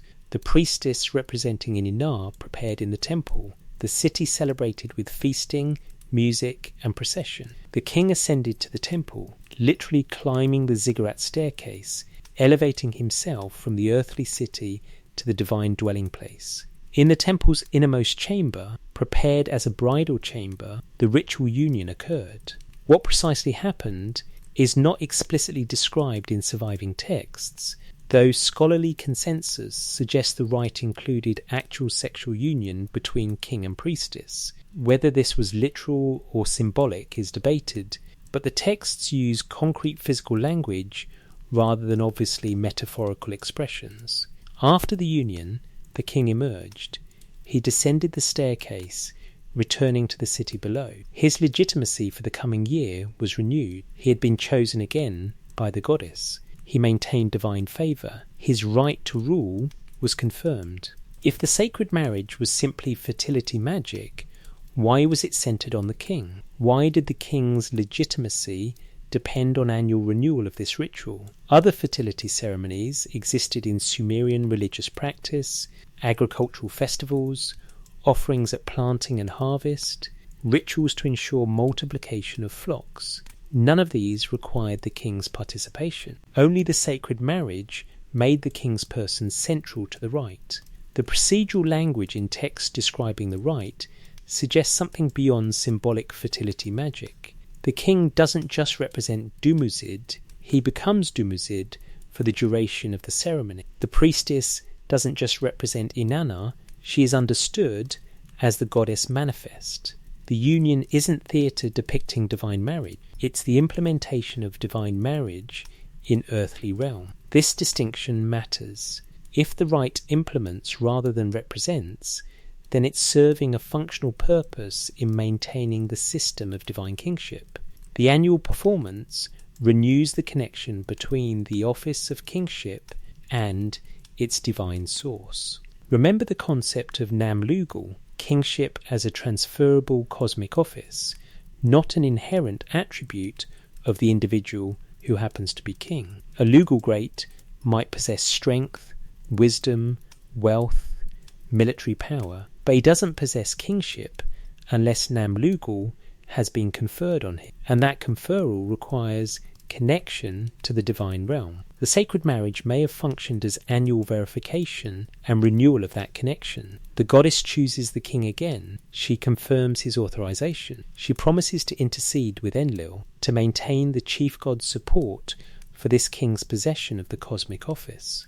The union produces something. Several texts reference the outcome of the sacred marriage: prosperity, abundance, justice, stability. These aren't just blessings hoped for through fertility magic. They're described as consequences of successful ritual performance. The system operates correctly when properly maintained through annual renewal. What happens if the ritual isn't performed correctly? If the king fails in his role? If the goddess doesn't choose him? The texts rarely describe this explicitly, but the implication is clear: illegitimacy. The king might retain physical power, but he would have lost cosmic authorization. His commands wouldn't align with divine will. His reign would be vulnerable to challenge, not just from human rivals, but from divine withdrawal of support. This creates a check on royal power. The king isn't autonomous. His authority must be annually renewed through ritual that involves the priestess, the temple, the divine presence.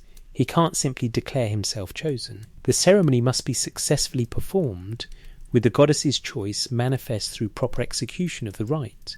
Archaeological evidence shows that sacred marriage imagery was widespread in Sumerian material culture. Cylinder seals frequently depict scenes interpreted as hierosgamos, a male figure and female figure in intimate proximity, often with divine symbols present, positioned near representations of temples or shrines. These aren't illustrations of mythology, they're markers of legitimate authority. A king might commission cylinder seals, showing his participation in sacred marriage, using them to seal administrative documents. The image on the seal communicated, "I am divinely chosen. My authority is renewed. My commands carry cosmic legitimacy." Without such markers, documents might be questioned, commands challenged, authority disputed. The practical implications of this system are significant. Kingship requires ongoing validation. You can't seize power and claim divine right indefinitely. You must continually demonstrate maintained connection to the divine source of authority. The annual sacred marriage provides the mechanism for this demonstration. From a modern perspective, this might seem like priestesses and temples exercising control over kings through religious ideology, and certainly that dynamic existed. Temples held enormous power in Sumerian society, controlled substantial economic resources, and their personnel included learned scribes who maintained and interpreted tradition. But the texts don't frame it as human institutions controlling kings. They frame it as cosmic requirement. The kingship office requires specific conditions to function properly. Those conditions include maintained alignment with divine will, verified through ritual performance. The temples don't control this system, they facilitate it, providing the architecture and procedures through which the necessary connection is maintained. Inanna's choice of Shu-Sin, preserved on Istanbul 2461, wasn't just poetic expression of religious devotion. It was documentation that this king had been chosen, that the ritual had been successfully performed, that legitimacy was renewed for another year. Bridegroom, dear to my heart, not to my political interests, to my heart. The language is intimate because the connection it describes is intimate, not romantic love in the modern sense, but the most direct possible alignment between human vessel and divine authority. The sacred marriage sustained more than fields and flocks. It sustained the connection between heaven and earth. It maintained the channel through which kingship descended. It renewed annually the original conferral of Nam-Lugal that had first occurred when kingship descended to Eridu in the time before memory. And when the texts record that the goddess spoke with the king, that she chose him, that she confirmed him, they weren't describing metaphor or theatre. They were documenting the operation of a system they believed was actually functioning, renewing legitimacy, maintaining authorization, ensuring that earthly governance remained aligned with its cosmic source. Year after year, king after king, city after city, always the same essential right, always the goddess choosing, always the connection renewed, sustaining not just a kingdom, but the kingdom, the cosmic office passed down from antediluvian times, disrupted by flood, re-established by divine descent, and carefully maintained through precisely executed ritual for as long as the system remained intact. The worlds sustained weren't just earthly kingdoms, they were the properly aligned relationship between heaven and earth, human and divine, cosmic order and earthly governance, sustained by marriage, renewed by choice, maintained by the ritual that brought God and King together in the innermost chamber of the temple, where boundaries dissolved and the system was verified operational for another year. The descent protocol. Inanna stood at the outer gate of the underworld.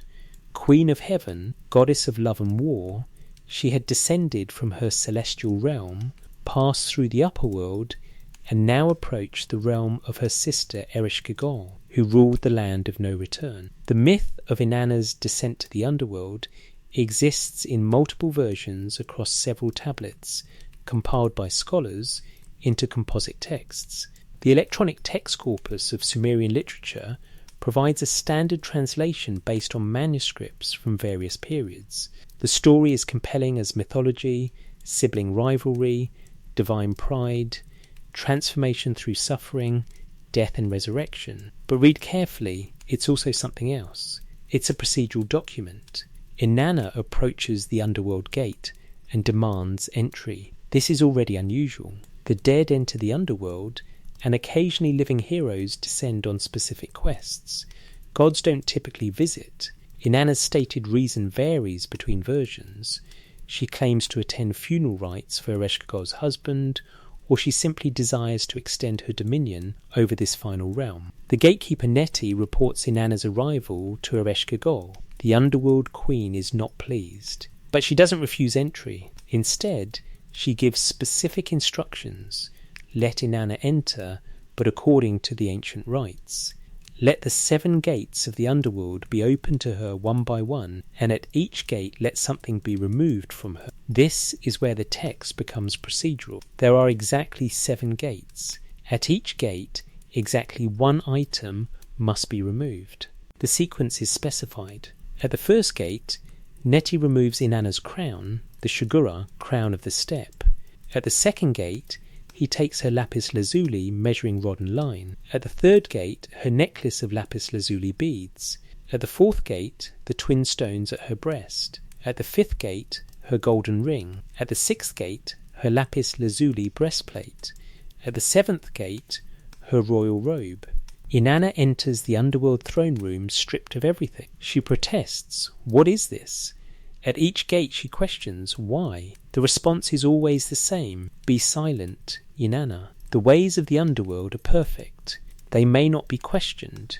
Ereshkigal and the 7 judges of the underworld fix Inanna with the eye of death. She dies. Her corpse is hung on a hook on the wall. Mainstream interpretation treats this as death and rebirth mythology. Inanna's descent represents the agricultural cycle, the goddess of fertility descending into death and eventually being restored. The stripping at the gates represents transformation, the shedding of ego and power that allows genuine death and resurrection. The myth explores themes of power, mortality, and the necessity of accepting limits. All of this is valid mythological interpretation. The stories certainly function this way in Sumerian religious understanding, but there's that procedural precision again. 7 gates, specific items, specified sequence, ancient rites that must be followed exactly. What if the myth preserves memory of an actual procedure, not a literal descent to a literal underworld, but a procedural requirement for those who possessed certain divine powers, the me To demonstrate understanding that those powers could be completely stripped away, Inanna descended with the full complement of her authority: crown, measuring rod of judgment and truth, necklace of fetus, stones, possibly symbols of cosmic powers, ring, breastplate, royal robe, rule of Rub. These aren't random possessions. They're specifically the symbols and implements of divine authority, and they must be surrendered, all of them, in sequence, at designated points, according to ancient procedure. Consider what this means in the context of the me. We've established that the me were understood as transferable powers or procedures. When Inanna acquired them from Enki, she gained capabilities she could implement. Those capabilities came with implements: the crown, the throne, the rod of judgment, and others. What if the descent myth describes the reversibility procedure, a protocol for stripping away the me, demonstrating that they can be fully removed, that no divine power is inherent or inalienable? The 7 gates might represent 7 categories of divine authority. At each gate, one category is removed. The progression is systematic, moving from outer symbols to inner powers, the zones at her breast, possibly representing heart or essence. By the 7th gate, nothing remains. Inanna enters Ereshkigal's realm with no authority, no protection, no power, just consciousness in a body. Then she dies. Even consciousness and body are removed. The complete dissolution of the divine presence. But the procedure includes rescue. Before descending, Inanna had instructed her vizier Ninshubur about what to do if she failed to return. After 3 days, Ninshubur goes to the gods, pleading for Inanna's rescue. Enki, keeper of wisdom, responds. He creates 2 beings from the dirt under his fingernails, gives them the food and water of life, and sends them into the underworld. These creatures aren't warriors. They don't fight. They use empathy. They find Ereshkigal in agony. The text describes her in pain like a woman giving birth, but not giving birth. They mirror her cries, sympathizing with her suffering. Moved by their compassion, Ereshkigal offers them a gift. They request Inanna's corpse. They sprinkle the food and water of life on Inanna's body. She rises. She ascends through the 7 gates. As she passes each gate, her removed items are returned. Crown, measuring rod, necklace, stones, ring, breastplate, robe. She emerges from the underworld fully restored. But there's a condition. No one leaves the underworld empty. Someone must take Inanna's place. She ascends accompanied by demons who will drag a substitute down. When she returns to the upper world and finds her consort Dumuzid not mourning but sitting on her throne, her anger flares. She fixes him with the eye of death, the same eye that killed her. The demons seize Dumuzid and drag him to the underworld. The myth has a coda. Dumuzid's sister Geshtinanna offers to share his fate. They arrange a compromise. Dumuzid will remain in the underworld for half the year, Geshtinanna for the other half. The substitution becomes cyclical. Now the standard agricultural interpretation makes sense. Dumuzid, the shepherd god associated with vegetation, descends for part of the year and returns. His sister substitutes during the alternate period. The cycle explains seasons. But there's that procedural precision underlying the mythological narrative. The descent must follow exact protocol. The 7 gates, the sequential removal, the complete stripping, the death, the proper rescue procedure, the required substitution, the cyclical continuation. What if this was understood as describing how the me system operates at its deepest level? The powers are transferable, yes. They can be given, as Enki gave them to Inanna, but they're also removable. They can be completely stripped away according to proper procedure, even from a major deity. Even the Queen of Heaven can be reduced to nothing according to ancient rites. This would serve as safeguard. If the me could be given but never removed, the system could be corrupted. Power could accumulate without accountability. But if even divine beings must demonstrate submission to the stripping procedure, if anyone who holds the me must acknowledge they're subject to removal, then authority is always conditioned. The underworld serves as the enforcing mechanism. You can accumulate all the powers you want in the upper realm. You can trick Enki into giving you the me, you can transport them to your city, you can implement them, but you remain subject to the descent protocol. And if you descend without following procedure, or if you're required to descend, the ancient rites will strip everything away. Ereshkigal's statement that the ways of the underworld are perfect and may not be questioned suggests these protocols aren't arbitrary. They're fundamental to the system's operation. The upper realm allows transfer, creativity, implementation. The underworld enforces accountability, removal, reset. For kings claiming divine authority through the me of kingship, this myth would serve as warning. Yes, Namlugal can be held. Yes, the me of kingship grants legitimate authority. But that authority is conditional. It can be stripped away according to procedure. Even the greatest divine powers can be reduced to nothing. Death comes for gods and kings alike. The myth also explains the sacred marriage's significance in new light. Dumuzid must descend to the underworld cyclically, but Dumuzid is the god the king represents in the sacred marriage. The king ritually becomes Dumuzid. Does the ceremony serve not just to renew authority, but to enact the safe version of the descent protocol? The king ritually unifies with the goddess, demonstrating maintained connection. This prevents the forced descent, the stripping by underworld protocol, the replacement by substitute, annual ritual renewal versus catastrophic removal. As long as the king maintains proper procedure, demonstrates continued divine favour through the sacred marriage, performs the rituals correctly, he avoids the underworld's claim. But fail to maintain procedure, lose divine authorization, and the ancient rites activate. Kingship is stripped, another vessel is chosen, the cycle continues.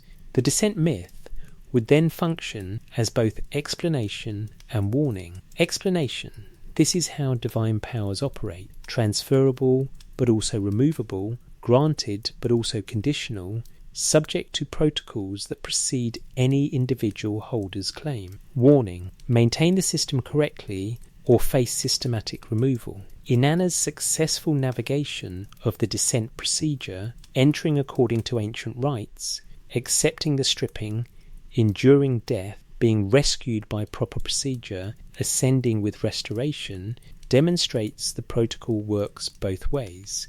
Submit to it correctly and you can be restored. Resist it and you're hung on a hook as a corpse. For a civilization that understood governance through the lens of cosmic office, temporarily held, requiring maintained authorization, this myth would be critically important. It describes the boundary conditions. It reveals the enforcement mechanism. It shows that no authority is absolute, no power permanent, no holder exempt from the ancient procedures. The seven gates stand. The protocol awaits. The ways of the underworld are perfect. They may not be questioned, but they can be navigated. They can be survived. If you remember the procedure, if you accept the stripping, if you maintain proper connection with those who hold the food and water of life. The descent protocol remains encoded in the myth, preserved across tablets and centuries, describing safeguards built into a system that claimed to govern the relationship between heaven and earth. Procedural documentation, masked in mythological narrative, waiting for someone to recognize what it actually describes. When gods gave laws.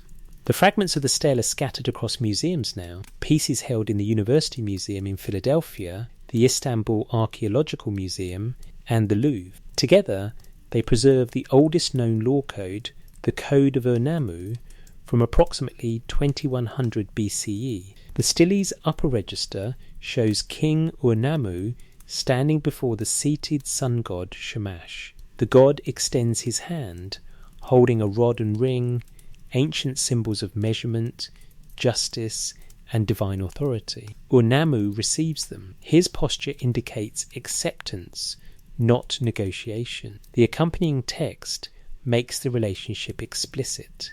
The prologue describes how Ur-Nammu was chosen by the gods and an Enlil to restore justice after a period of corruption. He's not described as deciding to reform the legal system, he's described as being commissioned to implement divine justice.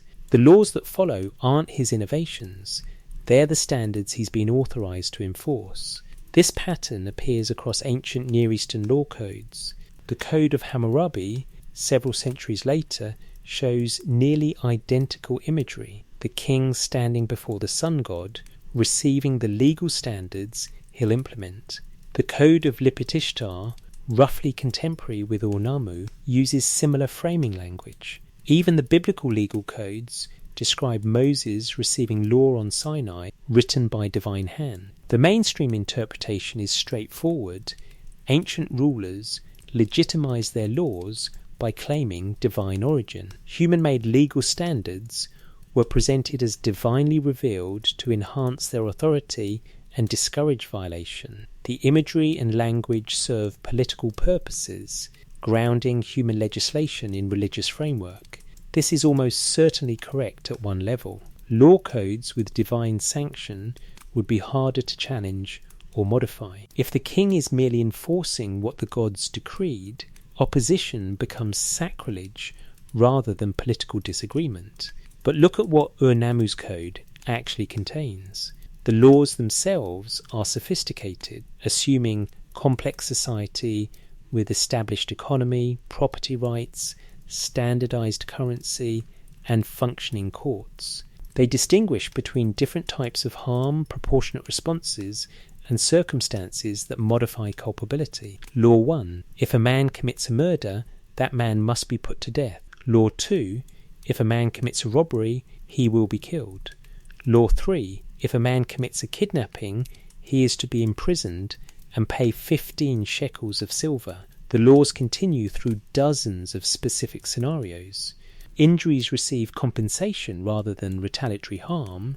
If you break someone's bone, you pay 1 silver mina. If you cut off someone's nose, you pay 2/3 of a silver mina. If you cause a man's tooth to fall out, you pay 2 shekels of silver. This is remarkably progressive. Instead of eye for eye, tooth for tooth retaliation, Ur-Nammu's code establishes monetary compensation. The values are standardized, suggesting prior agreement on what constitutes just compensation for various injuries. Courts must exist to adjudicate disputes and enforce penalties. Economic infrastructure must support payment in standardized weights of silver. None of this emerges instantly when a new king decides to reform justice. This is a fully developed legal system, assuming considerable social infrastructure. Where did it come from? The text says, from the gods, through the king. Ur-Nammu receives standards he's authorized to implement. The standards themselves, what constitutes justice, how to measure proportionate response, how to balance individual rights with social order, these already exist. They're transmitted to the king, who makes them operational in earthly realm. The rod and ring shamash extends are significant. The rod represents measurement, the ability to evaluate, to weigh claims, to determine truth. The ring represents authority to enforce, to close judgment, to bind decision, to complete the judicial process. Together, they symbolize complete judicial power, to determine what is just and to enforce that determination. But notice, these aren't created for Ur-Nammu, they're given to him. Shamash already possesses them. The sun god holds jurisdiction over justice as his cosmic function. What Ur-Nammu receives is authority to execute that function in human society. This parallels the me system we've explored. Just as Nam-Lugal is the cosmic office of kingship, separate from any individual king, so the me of justice, the procedural knowledge of how to implement fair law, exists independently of any particular legal code. Ur-Nammu receives and implements it. He doesn't invent it. The laws themselves show this. Many scholars note that legal codes across ancient Mesopotamia share similar structures and sometimes identical provisions, despite coming from different kingdoms and periods. The Code of Ur-Nammu, Code of Lipit-Ishtar, Laws of Eshnunna, Code of Hammurabi. These aren't entirely independent compositions. They're variations on common legal tradition, each ruler implementing and sometimes modifying inherited standards. This is exactly what you'd expect if the legal system was understood as received rather than invented. Received traditions get transmitted, implemented and adapted by different rulers in different circumstances, but the core structure remains recognizable because it derives from common source. What was that source? The texts say divine. Shamash gives the law, but Shamash himself is described as executing cosmic justice, maintaining order in the divine realm. The sun god sees everything under the sun. Nothing is hidden. His all-seeing nature makes him the appropriate divine authority for justice. But the texts don't describe Shamash inventing justice. He embodies it, executes it, transmits it. The procedural similarity to how the me are described is striking. Justice, like kingship, like priesthood, like crafts and arts, is one of the me given by Enki to Inanna in the drunken gift exchange. It exists as discrete element of civilization, transferable, implementable, part of the complete package of cultural knowledge. If the me were understood as procedural knowledge, the instructions for how to implement various aspects of civilization, then the me of justice would contain something like the principles we see in Unamu's code. Not necessarily the specific penalty amounts, which might vary by circumstance and economy, but the underlying principles, proportionate response, distinction between capital and lesser crimes, compensation for harm, protection of vulnerable populations. The Code of Ur-Nammu includes laws protecting widows and orphans, preventing the powerful from exploiting the weak, ensuring fair treatment in economic transactions. These aren't just criminal statutes. They're principles of social order, of how society should function to reflect cosmic justice in earthly relationships. Where would such principles come from? One answer, from long experience. Human societies discover through trial and error what legal arrangements produce stability. Successful principles get preserved and transmitted. This is how comparative law scholars generally explain legal tradition, its accumulated wisdom refined across generations. But the ancient Mesopotamians would have disagreed with this developmental model. They believed the principles of justice were received, not discovered. Society works when it aligns with cosmic order. Cosmic order exists prior to human society. Therefore, the principles must be received from those who understand cosmic order, the gods, and implemented by those authorized to execute them, divinely sanctioned kings. This creates interesting practical implications. If law comes from the gods, does it ever change? Can kings modify it? The evidence suggests yes, different codes have different provisions, but modifications are always framed as restoring proper justice after a period of corruption, or adapting eternal principles to current circumstances, never as innovation or improvement on divine wisdom. Ur-Nammu's prologue explicitly states that he's restoring justice after his predecessor had allowed corruption. He's not inventing new laws. He's cleaning up the system, removing officials who perverted justice, re-establishing proper standards. His role is restorative, not creative. This is the same framework we've seen repeatedly. Kingship descended from heaven, it's not invented. The me were given by Enki, they're not developed. Temple architecture follows divine pattern, it's not designed. Law comes from the gods, it's not legislated. Consistently, across every domain, the Sumerians framed civilization as received, transmitted, preserved, and correctly implemented rather than invented, developed, and improved. This isn't just rhetorical flourish or political propaganda. This is a comprehensive worldview about the nature of knowledge, authority, and order. Modern civilization assumes progress. We believe we improve on the past through innovation and discovery. We assume earlier societies were more primitive, their knowledge more limited, their capabilities more constrained. Our trajectory is developmental, from simple to complex, from ignorant to knowledgeable, from primitive to advanced. The Sumerian worldview was precisely opposite. They believed the most important knowledge had been transmitted in the distant past. Their role was preservation and correct implementation, not innovation. Civilization wasn't progressing, it was being maintained against constant threats of corruption and forgetting. When Unamu stands before Shamash, receiving the rod and ring, the scene depicts this worldview in visual form. The human king receives authority from divine source. He doesn't generate that authority himself. His legitimacy derives entirely from maintained connection with the source. Break that connection, and his commands lose cosmic sanction. They become merely human will enforced by human power, valid until a stronger power displaces them. But commands issued under proper authority, in alignment with cosmic justice, carry more than human enforcement. They carry the weight of divine order itself. To violate them isn't just to break human law, it's to violate the fundamental structures of reality, to place yourself in opposition to cosmic order. This is why the receiving imagery matters so much. It's not just legitimizing propaganda, it's documenting the claim that these laws align with something beyond human preference. Whether that claim is true, we can't verify, but we can recognize that the Sumerians structured their entire legal system around maintaining this alignment. They preserved the codes in stone, carved carefully, displayed publicly. They trained judges in proper interpretation. They maintained courts that could adjudicate complex disputes. They developed legal procedures, testimony, evidence, oaths, ordeals to determine truth when facts were disputed.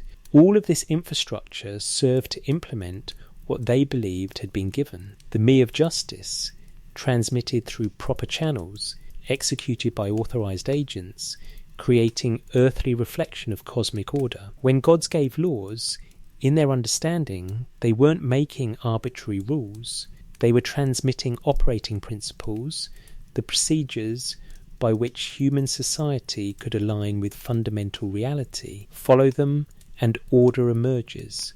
Violate them and chaos returns. Ur-Nammu received the rod and ring. He implemented justice. The stele preserving his laws was erected publicly so people could know the standards by which they'd be judged. Not standards he invented, but standards he'd been authorized to execute, received, transmitted, preserved, implemented. The same pattern applied to law that governed every aspect of Sumerian civilization. The warrior's cosmic mandate. The myth known as Lugali, from its opening words, Lugali Admem Binilo King, the storm with your terrifying radiance, tells of the warrior god Ninurta's battle against the rebellious stone demons of the mountains. The text spans over 700 lines, preserved on tablets from multiple periods, clearly considered important enough to copy and preserve across centuries. The narrative begins with chaos threatening cosmic order. The Asaj demon, together with an army of stones from the mountains, rebels against the god's authority. These aren't metaphorical stones. The text names them Ushumgal stone, Saga stone, Anzud stone, each specific rock type with particular attributes. They rise in rebellion, threatening to overwhelm the ordered world. Ninurta, warrior god and son of Enlil, receives the mandate to restore order. He arms himself with divine weapons, each named and described. The Sharur mace that can speak and scout ahead. The flood weapon, the weapon of 50 heads. These aren't generic mythological weapons. They're specific implements with particular functions, as precisely catalogued as the stones they'll fight. The battle is fierce and protracted. Ninurta faces the Asag demon in single combat. The text describes the stone demons supporting the Asag, forming a great wall that threatens to dam the Tigris itself. If they succeed, water won't reach the lowlands. Civilization will perish. Ninurta prevails. He defeats the Asag. He scatters the stone demon army. Then comes the interesting part, the judgment. Ninurta doesn't simply destroy his enemies. He judges each stone according to its conduct during the rebellion. Those that fought against him receive curses. They'll be broken for grinding, used for tools, trampled underfoot. Those that supported him or remained neutral received blessings. They'll become precious stones, worn by priests, valued by craftsmen, used in sacred contexts. The text provides specific judgments for dozens of stone types: diorite, blessed, made suitable for statues of kings and gods; lapis lazuli, blessed, made precious for adornment; gypsum, cursed, made common for building; asphalt, cursed, used for waterproofing. On and on, a comprehensive inventory of Mesopotamian minerals and their properties, framed as consequences of cosmic battle. Mainstream interpretation treats Lugoli as etiological myth. It explains why certain stones are precious and others common, why specific minerals have particular uses, why the landscape has mountains and valleys. The battle narrative provides entertaining theology while encoding practical knowledge about geology and resources. This is reasonable. The myth certainly serves these explanatory functions. But there's that procedural detail again. Why catalogue every stone type?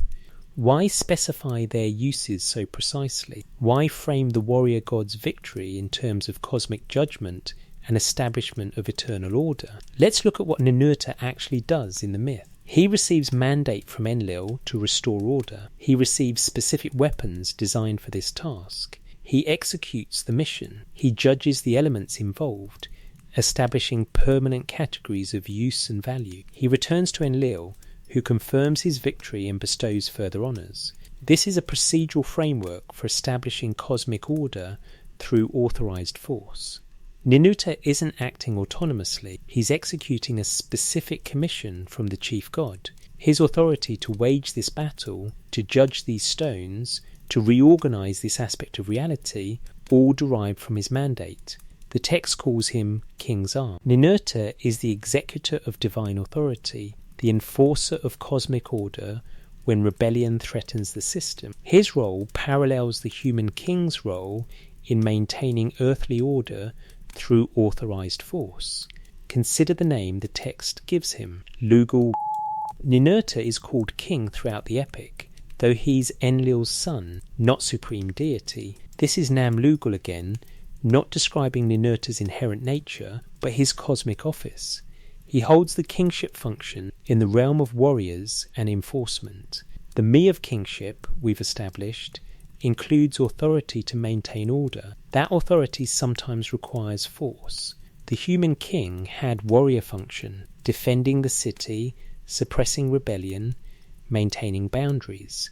But that force was legitimate only when exercised under proper authority, in alignment with cosmic order. Lugal-E describes the divine template for this function. When chaos threatens order, the holder of Nam-Lugal receives mandate from ultimate authority, Enlil for Ninurta, the gods for human kings. He arms himself with appropriate implements. He executes the mission according to procedure. He judges outcomes, establishing order.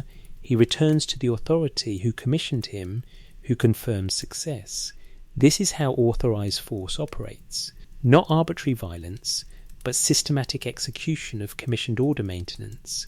The detailed judgment scene matters because it shows force serving justice. The stones that actively rebelled receive harsh judgment. Those that remained loyal receive blessing. Those that were neutral receive proportionate treatment. The parallel to human kingship would be explicit for Sumerian audiences. When a king went to war, he claimed divine commission. The gods had mandated this campaign to restore order, suppress rebellion, or defend cosmic justice. The king's violence was presented not as aggression, but as execution of divine will. Before major campaigns, kings consulted omens. They performed divination to determine if the gods authorized the proposed action. Favourable omens meant the campaign had divine mandate. Unfavourable omens meant the gods withheld authorization. Proceeding anyway would be acting without legitimate authority. This system created constraints on raw violence. You couldn't just attack whenever you wanted. You needed divine mandate, confirmed through proper procedure. Priests controlled access to divination procedures. Unfavourable omens could stop campaigns, force delays, or limit objectives. Ninurta's battle against the Asag provided mythological precedent for this constrained use of force. Even divine warrior must receive mandate. Even cosmic battles must serve order rather than personal ambition. Even victory must be followed by judgment that establishes just outcomes rather than arbitrary dominance. The reorganization of stones, assigning value and use to each type, mirrors the king's role in organizing society, assigning roles, establishing hierarchies, determining who serves which function. But this organization isn't arbitrary. It's based on conduct, on alignment with cosmic order, on proper response to authority. After the judgment, Ninurta dams the mountain waters, creating controlled channels for irrigation. The text describes this in detail. Water that had threatened chaos is now harnessed for agricultural productivity. Destruction is transformed into provision. The battle's outcome benefits civilization. This is the ideal of divine kingship. Violence, when necessary, must serve ultimately constructive purposes. The warrior king destroys chaos to enable order. He defeats enemies to establish peace. He exercises force to create conditions for prosperity. The text concludes with Ninurta receiving honours from his mother Ninlil and his father Enlil. He is blessed with specific powers and authorities. His weapons are given eternal names. His victory is established as permanent precedent. Cosmic order is confirmed, and Ninurta's role as executor of that order is formalized. Human kings participating in annual New Year festivals sometimes ritually enacted portions of the Lugal-E narrative. The king played Ninurta's role, reenacting the cosmic battle, demonstrating his function as enforcer of divine order. The ritual performance connected the king's earthly authority to Ninurta's cosmic mandate.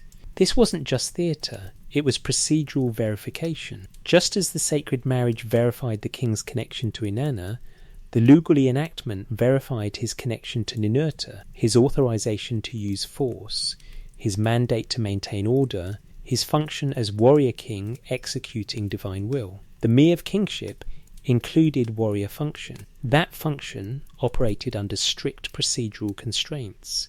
The Lugal-E myth encoded those constraints in narrative form: receive mandate, use appropriate implements, execute with precision, judge outcomes, establish order, return to authority for confirmation. Follow the procedure, and violence serves cosmic justice.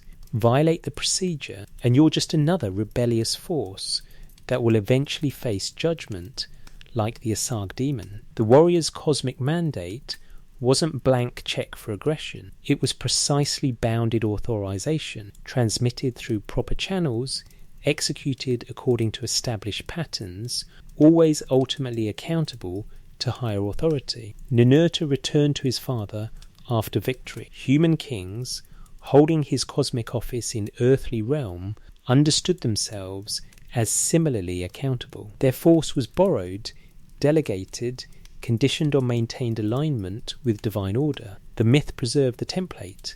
The ritual enacted the verification. The king held the mandate only as long as the system confirmed his authorization. When chaos threatened, the king could wage war, but only under proper mandate, only with divine authorization, only in service to cosmic order. The warrior's mandate was cosmic because it derived from cosmos. Lose that connection, and the warrior becomes the chaos he was commissioned to suppress, the kings who became gods. Around 2095 BC, something unprecedented occurred in Sumerian history. King Shulgi of Ur, during the 20th year of his reign, declared himself divine. Not semi-divine, not divinely blessed, not chosen by gods. Divine himself, worthy of worship, recipient of sacrifices, deserving of temples. Before Shulgi, Mesopotamian kings were human. They claimed divine sanction. They received authorization from gods. They executed divine will. But they remained human vessels temporarily holding cosmic office. After death, they joined ancestors in the underworld like any mortal. Shulgi changed this. His name began appearing in texts with the divine determinative. The cuneiform sign indicating the following name refers to a god. Temples were dedicated to him during his lifetime. Priests offered sacrifices to his divine presence. Hymns addressed him with the same language used for gods. This practice continued through the Ur III dynasty, 2112-2004. Shulgi's successor, Amar-Sin, was deified. So was Shu-Sin, whom we met in the sacred marriage text. So was the last king of the dynasty, Ibi-Sin. For roughly a century, the kings of Ur were worshipped as living gods. Then the practice stopped. The Ur III dynasty collapsed around 2004 BC under combined pressure from Elamite invasion and internal rebellion. Subsequent Mesopotamian kings returned to the earlier model, divinely authorized humans, not divine beings themselves. The living king as God experiment ended as abruptly as it had begun. Mainstream scholarly interpretation frames this as political innovation. Shulgi established an empire more extensive than previous Sumerian kingdoms. He needed stronger ideological justification for centralized power over diverse regions.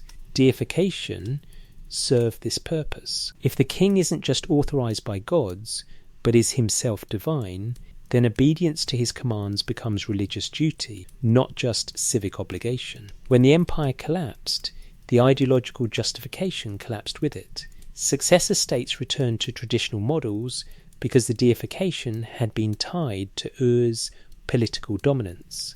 Without the empire, the claim rang hollow. This interpretation is well supported by historical context. Shulgi did expand Uri's power significantly. He did develop sophisticated administrative systems to govern the expanded territory. Deification did provide ideological support for these claims. But let's look more carefully at how the deification was presented. Shulgi's royal hymns describe his divinity in very specific terms. He doesn't claim to have become different in nature. He claims that the gods have bestowed divinity upon him as a gift, similar to how they bestowed kingship. In Shulgi B, one of the most extensive hymns, Shulgi describes receiving divine powers from various gods. Each god gives him specific attributes. Enlil gives him kingship and authority. Nana gives him the crown. Inanna gives him warrior prowess and love. Then the text states, "The gods made my name secure. They made my name equal to theirs." This is bestow language, not transformation language. The gods made him divine. They elevated his status. They extended divinity to him as a gift, the way they'd previously given him kingship. If we apply the me framework, this makes sense. Divinity might be one of the me, a transferable attribute or office, just as Nam Lugal was a cosmic office that could be bestowed on humans, so divinity itself might be transferable under specific circumstances. Remember that the me includes seemingly contradictory elements, lordship and subordination, truth and falsehood, construction and destruction. What if divinity is also among the me? Not that humans can become gods in the sense of gaining absolute power, but that the attribute of divinity, worthy of worship, recipient of cult, channel for divine presence, could be transferred to a human vessel under proper conditions. The conditions would be critical. Not any king could claim divinity. It had to be bestowed by divine authority. The texts consistently present Shulgi's deification as something done to him, not something he claimed for himself. The gods decided to elevate him. They made him divine. Why would gods do this? One interpretation, Shulgi's success as king demonstrated such complete alignment with divine will that the gods extended full partnership to him. He wasn't just executing their commands, he embodied their presence so completely that the distinction dissolved. This would make deification the ultimate expression of successful divine kingship. Most kings held Nam Lugal, the cosmic office connecting them to divine authority. A few exceptional kings held it so completely, executed it so faithfully, maintained alignment so perfectly that they became vessels for divine presence itself. Nicole Brish, scholar of Mesopotamian religion, has examined III divine kingship extensively. Her analysis suggests the deification served specific cultic purposes related to maintaining cosmic order. The deified king became pivot point connecting divine and human realms, similar to temple architecture but in human form. If the temple was cosmic axis, the architectural connection between heaven and earth, perhaps the deified king served analogous function in political realm. His person became the connection point. Worship of him wasn't political theatre, it was maintaining the necessary connection for cosmic order to flow through into earthly governance. This would explain why the practice was so carefully controlled. Only certain kings of one dynasty, and only after demonstrating successful rule for years. Shulgi reigned for 48 years. His deification came after proving his capability. The gods didn't make him divine upon accession. They elevated him after sustained demonstration of successful cosmic alignment. It would also explain why the practice ended with the dynasty's collapse. If deification depended on maintained cosmic order and the empire's fall demonstrated loss of divine favour, then subsequent kings couldn't credibly claim the gods had bestowed divinity on them. The system had failed. Divinity was withdrawn, just as kingship could be taken from one city and given to another. The Sumerian king list doesn't record the Ur-3 kings as ruling extraordinarily long periods. Shulgi, 48 years. Amar-Sin, 9 years. Shu-Sin, 9 years. Ibi-Sin, 24 years. These are plausible human lifespans.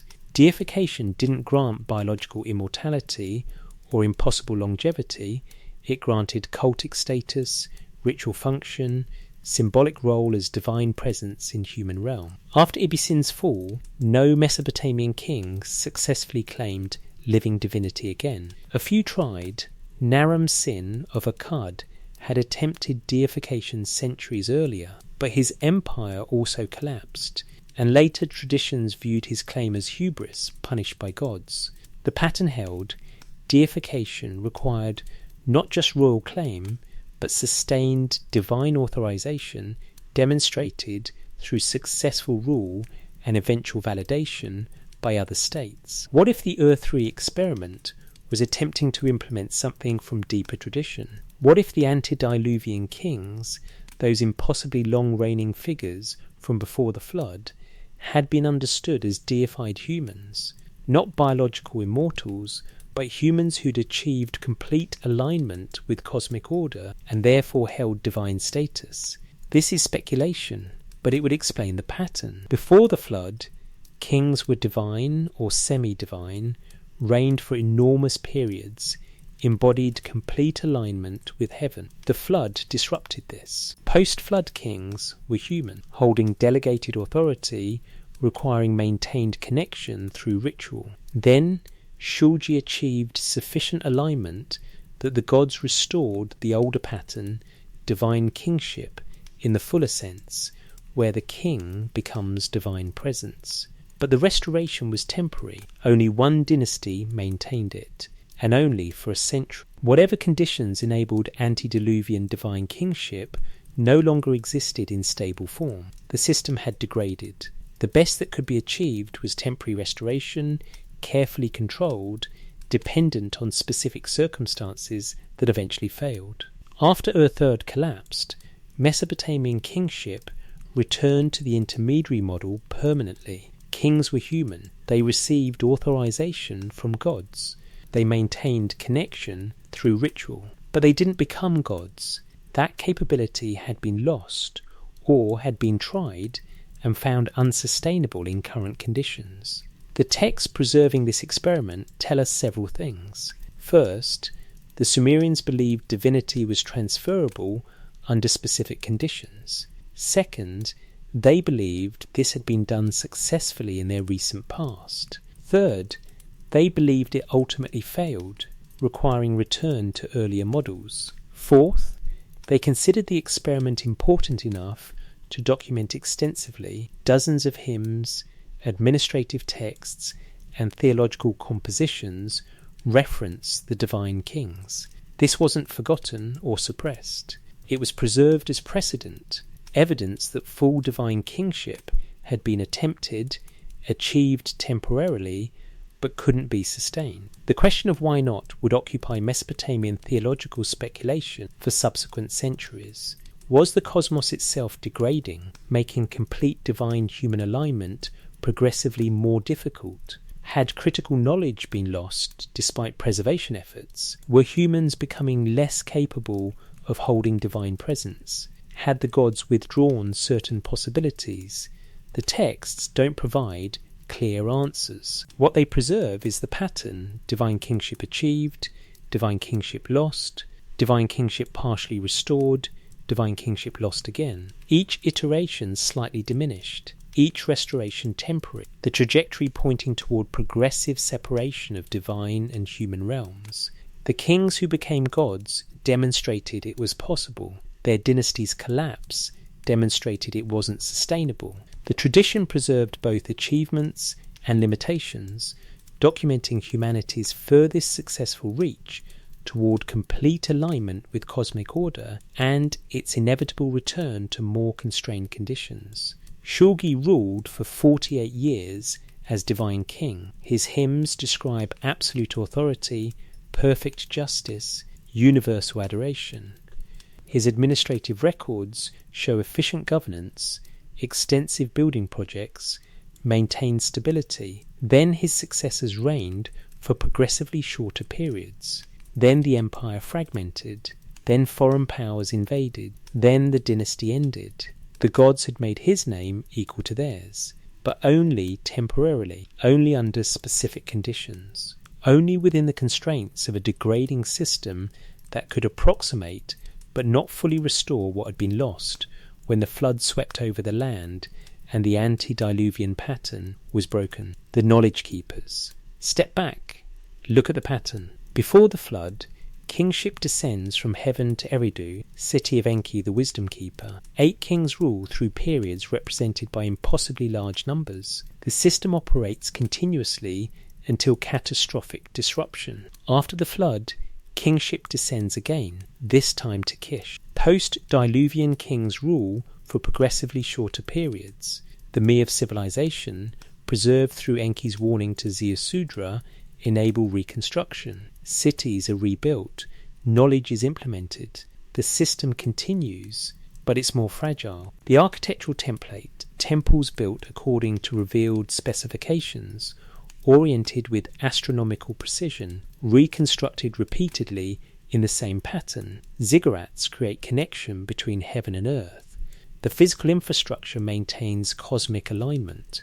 The ritual template, sacred marriage, annually renews the king's authorization. Divination procedures verify divine support before major decisions. Omens confirm or deny authorization. Temple personnel maintain the procedures that keep the connection operational. The procedural template mirrors transferable components of civilization, held by some, given to others, implemented through proper knowledge. Namlugal as cosmic office, descended from heaven, bestowed on authorized vessels, maintained through ritual alignment. Laws received from a divine realm, implemented by authorized kings, creating earthly reflection of cosmic justice. The enforcement template, 7 gates where powers can be stripped according to ancient rites. Underworld protocols that remove authority from those who violate procedure. Substitution requirements ensuring no one escapes accountability. Cyclical patterns of descent and restoration. The warrior template, divine mandate required before authorized force. Weapons serving order, not chaos. Judgment following victory, establishing just outcomes. Return to authority for confirmation of success. The experimental template, Earth 3 kings achieving temporary deification, demonstrating restored complete alignment. The experiment's failure, requiring return to intermediary models. The documentation preserving both achievement and limitation. Every template interconnected. Every procedure referencing others. The whole system forming comprehensive framework for maintaining alignment between divine order and human society. What if the Sumerians were right that this was inherited knowledge, not invented by them, but received, preserved and transmitted, not developed incrementally, but implemented according to patterns they'd been given? The conventional developmental model says civilization emerges gradually. Hunter-gatherers settle into agriculture. Agricultural surplus enables specialization. Specialization creates complexity. Complexity requires administration. Administration develops writing. Writing enables law, literature, and theology, each stage building on previous, innovations accumulating, society progressing from simple to complex over millennia. This model fits archaeological evidence reasonably well. We can trace pottery development, architectural evolution, technological advancement. We see gradual elaboration of social structures. The progression from Neolithic villages to Bronze Age cities spans thousands of years, with identifiable intermediate stages. But the Sumerian texts consistently describe their civilization differently. They don't describe development, they describe implementation of received knowledge. They don't credit human inventors, they credit divine sources. They don't celebrate innovation. They celebrate faithful preservation and correct execution. Why the disconnect? Why do the texts insist on received knowledge while the archaeology suggests gradual development? One possibility, the texts are simply wrong, products of pre-scientific understanding that attributed natural developments to supernatural origins. Ancient people didn't understand cultural evolution, so they mythologized it. The gods gave civilization because they couldn't imagine civilization emerging through natural processes. Another possibility, the texts and archaeology are describing different things. Archaeology tracks material development, physical evidence of technology, architecture, and economy evolving over time. The texts track knowledge transmission, claims about where the organizing principles came from, independent of when physical implementation occurred. These aren't necessarily contradictory. A culture could gradually develop physical capabilities, better pottery, larger buildings, more complex tools, while believing that the organizing principles for using those capabilities came from external source. The me wouldn't be physical things that arrive suddenly. They'd be knowledge, procedural understanding of how to organize society, how to implement governance, how to maintain cosmic alignment. That knowledge could have been transmitted or believed to have been transmitted before the physical capability to fully implement it existed. The Sumerians might have possessed the me conceptually long before they had cities, writing, and monumental architecture. When those physical capabilities developed, they implemented the me they'd already received. This would explain the apparent disconnect. The me descend to Eridu early in the tradition, but Eridu's archaeological record shows gradual development from simple shrine to elaborate temple complex over thousands of years. These aren't contradictory if the me represent knowledge transmitted early and implemented gradually as material capabilities allowed. Under this interpretation, the Sumerian self-understanding wasn't delusional. They possessed organizing principles whose origin wasn't traceable to human innovation within their historical memory. These principles predated their physical civilization. When they built cities and temples, they were implementing pre-existing knowledge, not inventing new forms. Where did that knowledge come from? The texts say, from heaven. The gods possessed it. They transmitted it to humans, specifically to Eridu, to Enki, who became keeper and distributor of the me. Can we verify this? No. We have no way to confirm or deny that some external intelligence transmitted organizational knowledge to early human societies. The claim is unfalsifiable. It could be true, or it could be mythological explanation for knowledge whose actual origins were forgotten or never understood. But we can observe that the Sumerians acted as if it were true. They structured their entire civilization around preserving and correctly implementing received knowledge. They copied texts obsessively, ensuring transmission across generations. They built according to precise specifications rather than experimenting with architectural forms. They performed rituals with exact attention to procedure rather than modifying for convenience or preference. This is the behaviour of a culture maintaining a system they believe is critically important and which they don't fully understand. You don't innovate with systems you depend on but don't comprehend. You preserve them. You execute them carefully. You transmit them faithfully. You trust that if you maintain the procedures correctly, the system will continue functioning even if you don't grasp the underlying mechanisms. The knowledge keepers, then, were the scribes, priests, and kings who understood themselves as transmitters rather than creators. Their role was custody, preservation, faithful implementation, training the next generation in proper procedures, copying the texts that encoded the knowledge, performing the rituals that maintained the connections, building the temples according to specifications. This role explains otherwise puzzling aspects of Sumerian culture, the extreme conservatism in temple architecture, repeatedly rebuilding in identical patterns over millennia, the careful copying of texts that may not have been fully understood by the copyists, the anxiety about getting procedures correct, evident in texts like the Gudea cylinders, the emphasis on divine authorization for innovations, however minor. If you believe you're maintaining inherited knowledge whose origins are external to human civilization, you don't casually modify it. You don't assume you can improve on it. You preserve it as carefully as possible and implement it as faithfully as you understand how. This also explains why the Sumerians recorded their failures alongside successes. The antediluvian section, with impossible rain lengths, preserved despite being inexplicable. The flood narrative, preserved though it marks catastrophic disruption of their system. The Year 3 deification experiment, preserved even though it failed. They documented everything because they understood themselves as transmitters to future generations who might understand what current generations couldn't fully comprehend. They were building an archive, not just of their civilization's history, but of the knowledge that underlay their civilization. The texts, the procedures, the architectural specifications, the ritual instructions, all preserved, fired into clay, stored in temple libraries, copied across generations. When Mesopotamian civilization eventually declined, when Sumerian language ceased being spoken, the archive remained. Buried under sand and ruined cities, the tablets waited. When they were excavated in the 19th and 20th centuries C, they brought us claims that seem impossible. Kingship descended from heaven. The me were given by gods.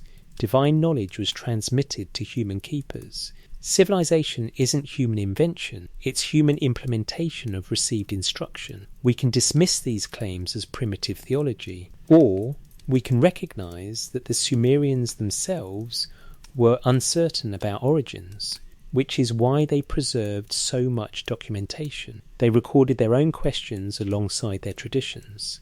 They acknowledged gaps in understanding. They passed forward both knowledge and uncertainty, trusting future generations to evaluate what they themselves couldn't definitively resolve. The knowledge keepers kept the question open. Kingship descended. From where? From whom? Through what mechanism? They claimed heaven, but didn't fully explain what that meant. They described the me, but didn't reveal their origin. They documented procedures, but acknowledged the procedures serve purposes beyond complete human understanding. What they kept, above all, was the system operational. For 3,000 years, through multiple languages, empires and civilizations, the core patterns transmitted: divine kingship, sacred architecture, ritual maintenance of cosmic connection, law as received standard rather than human invention, knowledge as inherited rather than discovered. The patterns spread from Sumer across Mesopotamia. The Akkadians adopted them. The Babylonians elaborated them. The Assyrians maintained them. They influenced Egypt, Persia, Greece, Rome.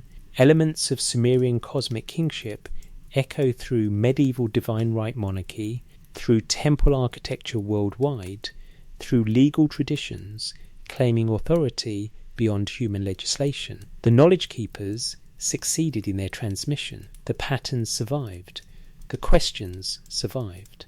The claim that civilization rests on received knowledge that survive too, encoded in religious traditions that still insist human wisdom derives from sources beyond human origin. Whether that claim is true remains unverifiable. What's verifiable is that believing it true shaped how civilizations understood themselves for thousands of years, and that the alternative, that all knowledge is human discovery, all order is human invention, all meaning is human creation, would have been incomprehensible to those who understood themselves primarily as keepers, transmitters, and faithful implementers of something received from elsewhere. The texts remain, the patterns remain, the question remains. And perhaps that's exactly what the knowledge keepers intended to preserve, the office that remembers. Night has fallen by now, wherever you are, or dawn is approaching, the hours between,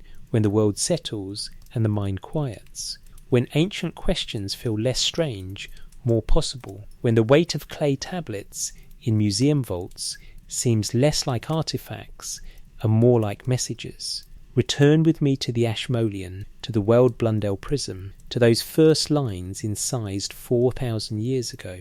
After the kingship descended from heaven, the kingship was in Eridu. We've travelled far from that opening claim, through temples and laws, through marriages and descents, through warriors and gods, through experiments and failures, through the documentation of a civilization that understood itself as keeper of knowledge it hadn't created. What did we find?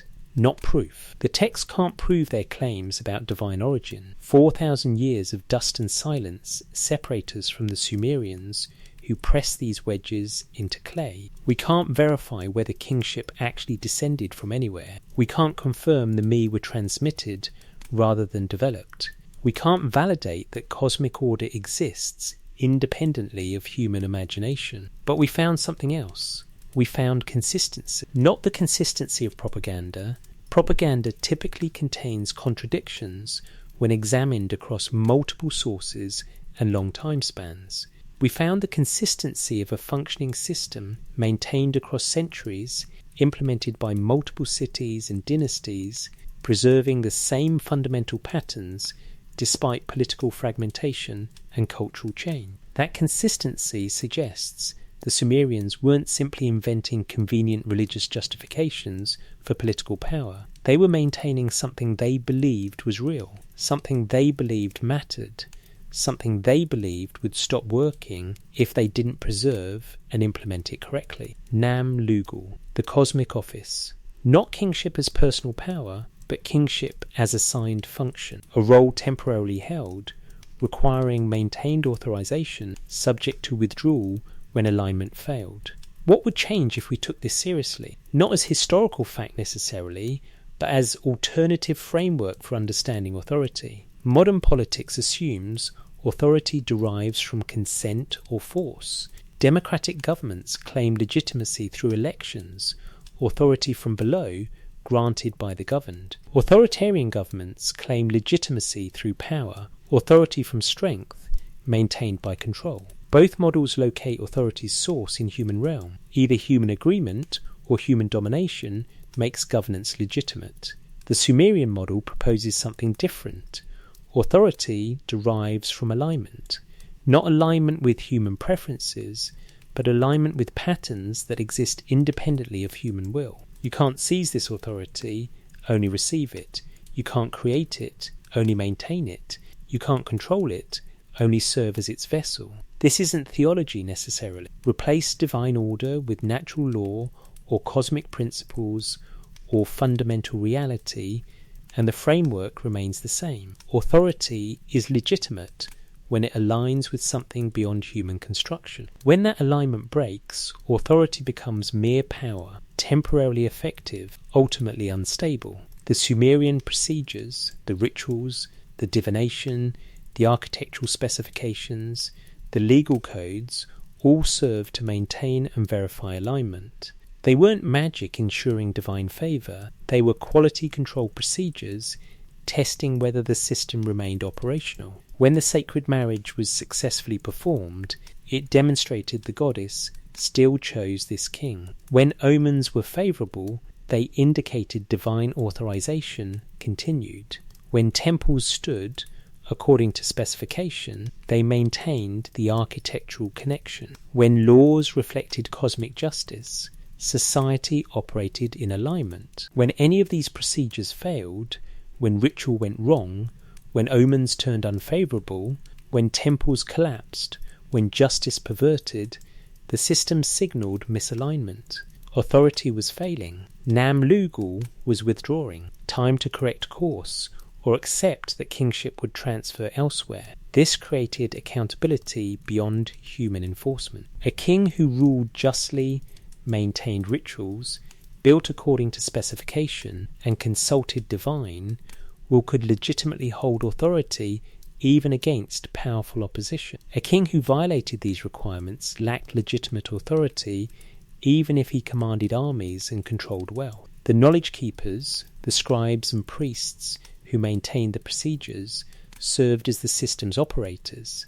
They weren't creating authority, they were maintaining the infrastructure through which authority could manifest. Kings needed them not because they controlled religious ideology, but because they controlled the procedures that verified legitimate authority. Lose access to the procedures, and you lose ability to demonstrate legitimacy. This is why the texts were so carefully preserved, why temples required such precise reconstruction, why rituals demanded exact performance.